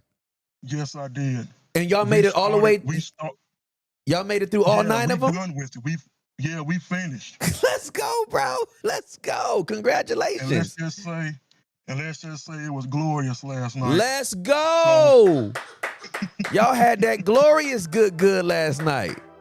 Yes, sir. That's what I'm talking about, man. Thank you for calling in. It's good to see your face, man. What's going on? Man, so let me just give you a little context for my question. Yeah. I'm 44 years old. Yes, sir. And I need some help with navigating how I should navigate this part of my life. Okay. As far as moving forward and what God has for me and my wife. Okay. And I know that God, and I know you teach about being strong in your individuality. Yes, and sir. Supporting your spouse. Yes, sir. And things like that. But let me just give you, and I know you, I'm very respectful of your time, so I know 12 o'clock is the cutoff time, so I'm gonna try to be short. Yes, sir. Thank you, Derek. Thank you, Hector, for getting me in. I know this was a last shot thing, but I appreciate it. So anyways, I'm gonna try to get this out as quick as I can. So, I was in a bad traumatic accident when I was 2 years old. My uncle had just got out of the Vietnam War, and he had got schizophrenic. And at 2 years old, something in his head, which I know was the enemy, told him to slit my throat. So I know you probably can't see it, but I'm cut from ear to ear. The doctor told my mom that I would never be able to talk. Yeah. And so red was bad for me. It took a long time. Like, red was something I would run from. Yeah. Okay. And was sexually molested by family members, a guy in the neighborhood. I know your story back when you was a kid. Yes, sir. Dude in the neighborhood that you would never think would do anything. Yep. He was actually running through all the guys in the neighborhood. Yep. But I was happened to be one of the guys. And through all that, I grew up in a Baptist church, but my mom started going to a Pentecostal church, Church of God church. And she said, I knew if I invite you over here, Jeremy, you're not going to want to go back to where you were. And she was right. Mm-hmm. So at the age of 14, I'm just giving you a short abbreviated version. At the age of 14, I gave my life to Christ. It was actually 9/4/95. Okay. So September the 4th of 1995 is when I gave my heart to the Lord. And for real, actually. Yeah. And after that, I heard an audible voice speak to me and say, and which you know it was God, he says, lead my people into my presence. And my immediate response was yes. I didn't even know what all that entailed. Fast forward a little bit, grew up in a church where a lot of big names came in. I got to sit with a lot of different people. I was actually, I don't know if you heard this before, Uncle Timmy, but I was in Master's Commission for 2 years. Yeah, we talked about Master's Commission yesterday. Literally, I mentioned Master's Commission yesterday at lunch. Wow. Yeah. So I'm the guy that's from that lives in Boaz, Alabama. I just want to throw that in there. Okay, you from Boaz. I got you. Yes, sir. It's actually an hour and some change from Birmingham, where your mom is from. Yes, sir. So it's like right there next to gas and up the road. So went through Masters, and you already know what that entails. I would travel all across the United States. Why I am today where I am, Uncle Tim, is this. They teach you ministry. They teach you to go all out. They teach you, it's virtually a dream. Yeah.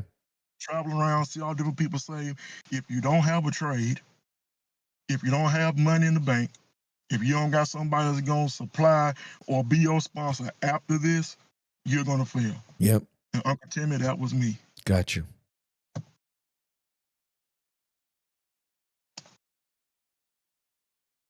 It's been a struggle for me because, man, I didn't grow up with a dad. Yes, sir. I didn't have a dad to teach me things. Yep. To say, this is what you need to do to be a man. This is how you do to supply for yourself. This is how you do. Because all I saw was anything I needed. Right. You raise it was support. supplied for. That's right. You raise support for it. Right. And my grandmother raised me, you know, and I thank God for my grandmother and my granddad. My mom was always around, but they didn't never supply me with the love that I needed. Yep. They gave me a roof over my head. They gave me clothes. They fed me. But when it came just to see me, and that's why I'm big on being fully seen, fully heard, fully known, fully loved, Yes, sir. even if you do not agree with me. Yes, sir. I didn't get that growing up. Yes, sir. And man, it has caused so much. I'm just going to spit it how I feel it. It caused me so much hell. Yes, sir. Uncle. Yes, sir. And it has affected, this is my second marriage. And this, like, my first marriage was horrible because I didn't have the tools. Yes, sir. And with my wife now, and dude, like I say, when I found you, Mike Todd was talking about his spiritual father. And he spoke on you. I said, who is this guy? And after that, I left my notebook in the house that I wanted to move, just come into a quiet place. Yes, sir. I got notes after notes of everything you ever spoke, and I have ate them upon nausea. And I've walked these things out. No, I'm not perfect. Yes, sir. But this is where I'm at, Uncle Tim. Through the short story that I have told you, how could I navigate at 44 to get back on that path? Me and my wife already know that this small podunk town that I live in, and as far as everything that I've been through, we know Alabama is not the place for us. Okay. We actually living in a house with some people because we ain't got no place. Yep. And what can I do? Because, man, I'm out just like, the dude that was online yesterday, or day for yesterday, I think, the guy that was singing a song, and he said he'd been in the job for 10 years. Yep. Because he's been through 19 jobs. Yep. That's me plus some, and I'm still out here struggling. Like, I go with my buddy to help him do some things with welding, but I don't know how to do that, Uncle Tim. Yes, sir. I'm just doing this, baby, to get money, just to hopefully get me and my wife up out of the situation that we in. But we both know there's greater things inside of us. And I am, like I told you earlier, I'm on the totem pole of having the tools and being around things that was flowing. As you know, I was in masculine mission, so yeah. But then going from a place where I ain't got nowhere. Yeah. And now I'm 44. That was almost 20-some years ago. And I know that God has called me. I lead worship. I even do Christian rap. I even made a song that was dedicated to you. But anyways, I know that it's almost like being a grafted in Levite. Like, I have joy to do the will of the Lord. Yes, sir.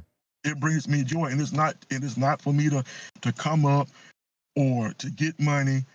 I do want to be a blessing to others. Yes, sir. But at the same time, I'm just stuck. And I know it affects my wife sometimes, but I've tried to just,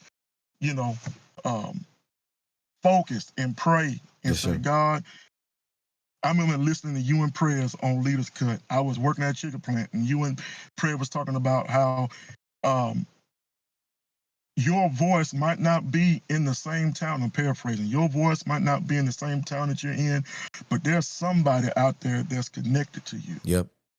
And to be on a phone call with you, I said to my wife last night, I said, honey, I don't know if it's going to come through, but I don't know what God can do in this conversation. And I'm not looking to jump on your shoulder. I'm just being able to have somebody that I have glean to Yes, sir. as a voice in my life, Yes, sir. because there's nowhere around the circumference of where I live that I can find what has spoken to me to make my baby leap as John the Baptist did. Yes, sir. You know what I mean? Yes, sir. So I'm gonna shut up now, and hopefully I gave you enough to You did. throw. You did, man. You did. And I appreciate you trusting me to process it with you, and for being so vulnerable to kind of let me know where you are right now, what you lacked growing up, the exposure that you had through Master's Commission, what it gave you an opportunity to see, and how, as much as it gave you an opportunity to see, it did not materialize as a reality for you. No. So here's what I got to tell you, man. You have to do the thing that you don't want to do until you're in a position to do the thing that you want to do. Yes, sir. And if it's not in Alabama, it's going to have to be a faith move. Because listen, if you're living with somebody in Alabama, you could pretty much live with somebody anywhere. Right? So if you're going to be sharing a space in Alabama, but Alabama doesn't present you with the opportunities for you to establish yourself, become consistent, gainfully employed on a place consistently, then it's time to bust a move. Right. Maybe it's time to get out, and maybe it's not a move straight out the state. Maybe it's to a place like Birmingham where there's a lot more opportunities than there is in Boaz, right? But I think that I think the first order of business is establishing consistency in employment. Yes, sir. Right? Like I know what it is. I went through that season where it was like, there's going to always be somebody to support me because ministry's on my heart. And then that support wasn't going to come through, and I was hungry. Right. And I was like, well, let me fill out this application, see what these jokers is doing over here. You know what I'm saying? And so whether it's and I'm telling you, bro, I don't care if it's a customer service job. I don't care if you don't like welding, but can you learn welding? Because it's a trade that is never going anywhere, right? It's like, whatever you got to do to get consistent, and that consistency gives you the opportunity. The applied consistency gives you opportunities that inconsistency will never give you. Right. And so if that applied consistency it's going to give you opportunities to, like, okay, now we can get an apartment. Now we can afford our own place. Now we can probably get a second car. Now we can probably parlay this job. I'll work this for another year, and I'll take a course or learn a trade in something that I really want to do. And then we gonna find the top 5 cities that offer jobs for this trade or for this skill set. And then allow that to be what guides your next decision. I believe the Holy Spirit leads us and guides us everywhere. And God also told Abraham, look up. Every direction you can look belongs to you. Wow. So sometimes God, the Holy Spirit doesn't have no specific go to Maine, go to California, sometimes the Lord's like, look up. Wherever you go is where I want to bless you. Right. But when you get there, you got to have a skill. When you get there, you got to be able to bring something to that region, bring something to that city, bring something to that environment. And it's not just church. It's not people know me they know my life from the time I got to Potter's house when I was 30 forward. That's when the bright lights hit me. I've been in the church, world, and then in the last 2.5 years, wherever the algorithm sends me, that's only been 2.5 years.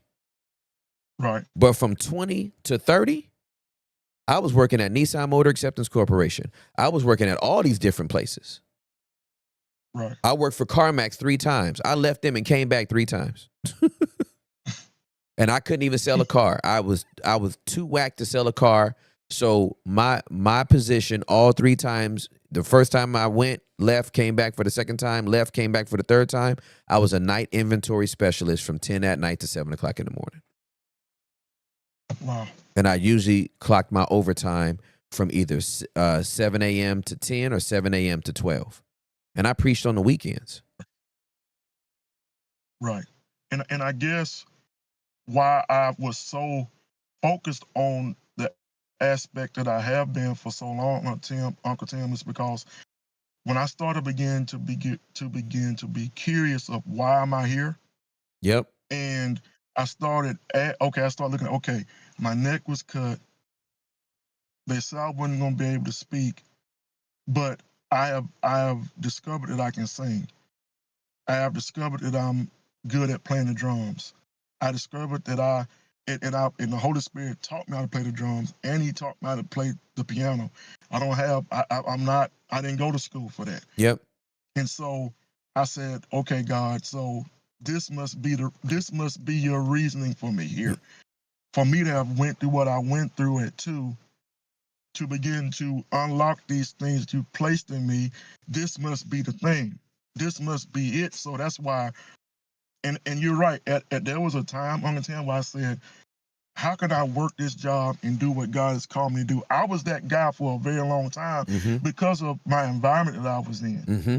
And then as I got older, I said, okay, I'm not afraid to work. Right. I can go in there and grind. Yep. But then because of me not having a lot of training in different trades, I would fail. Yes, sir. Go to one job, fail. Go to another job, fail. And it's like, okay, God, what's going on? And for a long time, and I don't do it anymore, but just to share, maybe this will help somebody on the live. I used to ask God, are you picking on me? Like, why you placed this in me, but I don't see myself, or there's nothing leading to anything with what you put in me. Yep. Like anytime I would share what God has put on my heart, especially with my family, they're more excited to see me go work at a job like this than to see me flourish in the things that I can do well. Like, this is not something that I just have a pipe dream to do. Like, I've tried to, at being 44, I've been in this body long enough to know, like, hey, these are the things that I'm good at, and I'm just trying to please God with it. But like I say, I'm not afraid to go to work. For sure. I want to be able to have, except being in this spot. Yeah, absolutely. You know? So let me say this before we wrap up. Again. Yes, sir. Yes, sir. I'm sorry. No, you good, bro. You good. This goes back to we do what we can until we do what we want, right? Keith Sweat worked for the U.S. Postal Service. Not until his song got into the radio, but until he had sold hundreds of thousands of copies. Keith Sweat was still working for the post office when his song was on the radio. Which is my mama's favorite singer, by the way. Okay. Anyways. Okay. So my encouragement to you is failure's not an option in this season. And you are not too old, and it is not too late. Right. God has put a grace on you and an anointing on you. That voice ain't going nowhere. Your skill set is not going anywhere. And also, we need some money. Yes, sir. This is Rakim right now. I need money. I used to be a stick-up kid, so I think of all the devious things I did. Right? Like I used to roll up. Right. right. So I want you to get in that mindset that 2025 failure is not an option for you. Right. The enemy's going to try to come up against you, and no weapon formed against you shall prosper, and every time that rises up against you in judgment, thou shalt condemn. Amen. God's got you, my friend. Amen. I love you, bro. Thank you. I love you. Tell your wife I said hi, okay? I will do that. Thank y'all. Love y'all. We love you too, bro. Thank y'all, Dweller fam. Thank you. Thank you, man. Have a great day. Yes, sir. You too. Yeah, that's my dude right there. You know how we get down, Mr. Noah Samuel. You know what I'm saying? We don't go around it. What we do, we go straight through it. That's what I'm talking about. Come on. You know what I'm saying? We don't go around. We go straight through. Come on. That means you, and you. You too. I don't even care if you bring your whole crew. Nah. it'll be like blah, blah, blah, blah. Now how you like me now? How you like it when I end the freestyle with a pod like this or a pod like that? I see Noah with the hat, hey, yellow glasses, keep it locked on so I can see straight through the BS, the Bible study. Nobody comes up to me like a fuddy-duddy. They know I'm not a ruddy little person rehearsing stuff. Hey. They know it's really too tough. Hey. Don't ever try to call my bluff. Hey. I will, for the sake of all things holy, come straight down your block. Give you the shock of your life. My wife is fine, so fine, that even if I was blind, she would be so fine that I would be like, yo, you're so swell, I use you like Braille. Hey, feel up on that tail. Oh my God. I can feel that too. Yeah, man. Woo. 5 minutes before the 12 o'clock hour Central Standard Time. Listen, we have rode y'all all the way through to the end. We have been wide open on culture, wide open on conversations. Now we are wide open on community. Before we get out of here, in the last 4 minutes that we have left, we got 1.1 in the chat, 1,100 in the chat. We only got 620 likes on this. I need you to run up the score. I want this thing at 1,000 before we get up out of here. Why? Because we want this algorithm to spin out to all the people that need to hear it. Run it up now. Run it up right now. Call me now. Call me now. I don't think so. I'm not say that. 594 members. We are 596 600 members. 6 away Almost from the at 6? 600. What is happening? We're locked in for Christ, brother. Yo, thank y'all so much. Oh my gosh. We're locked in, bro. Come on, absolutely. We got the ups and the upsets and the upsetters up in here. Yeah. Man, that's beautiful, man. Yeah. Yeah. Hey, run up the scroll on that like button. Yeah. I want this algorithm to fling out to somebody that didn't even know they needed to be here today. Yeah.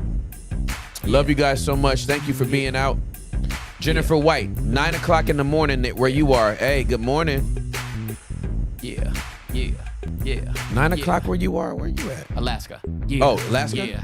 Okay. Yeah. Is that what real? up, Jen? What up, Jen White? Yeah, it's the It's the fact that you knew it so fast. Alaska. Alaska. I was just in rhyming mode, so I was like, yeah, Alaska. Like it was about to pop off. Hey, Key, don't be sad. Yeah.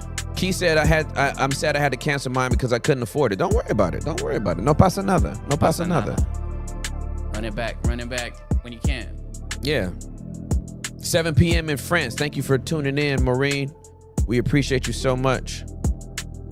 Keith, locked in. Appreciate you. Locked in for the Lord, brother. 9:57 a.m. in Central Oregon. Okay.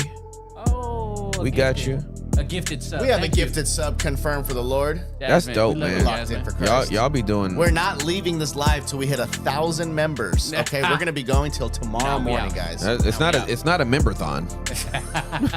I'm not doing any member-thons. Juliana, you got something to say before we leave? Julzer, hit it. You got on orange socks.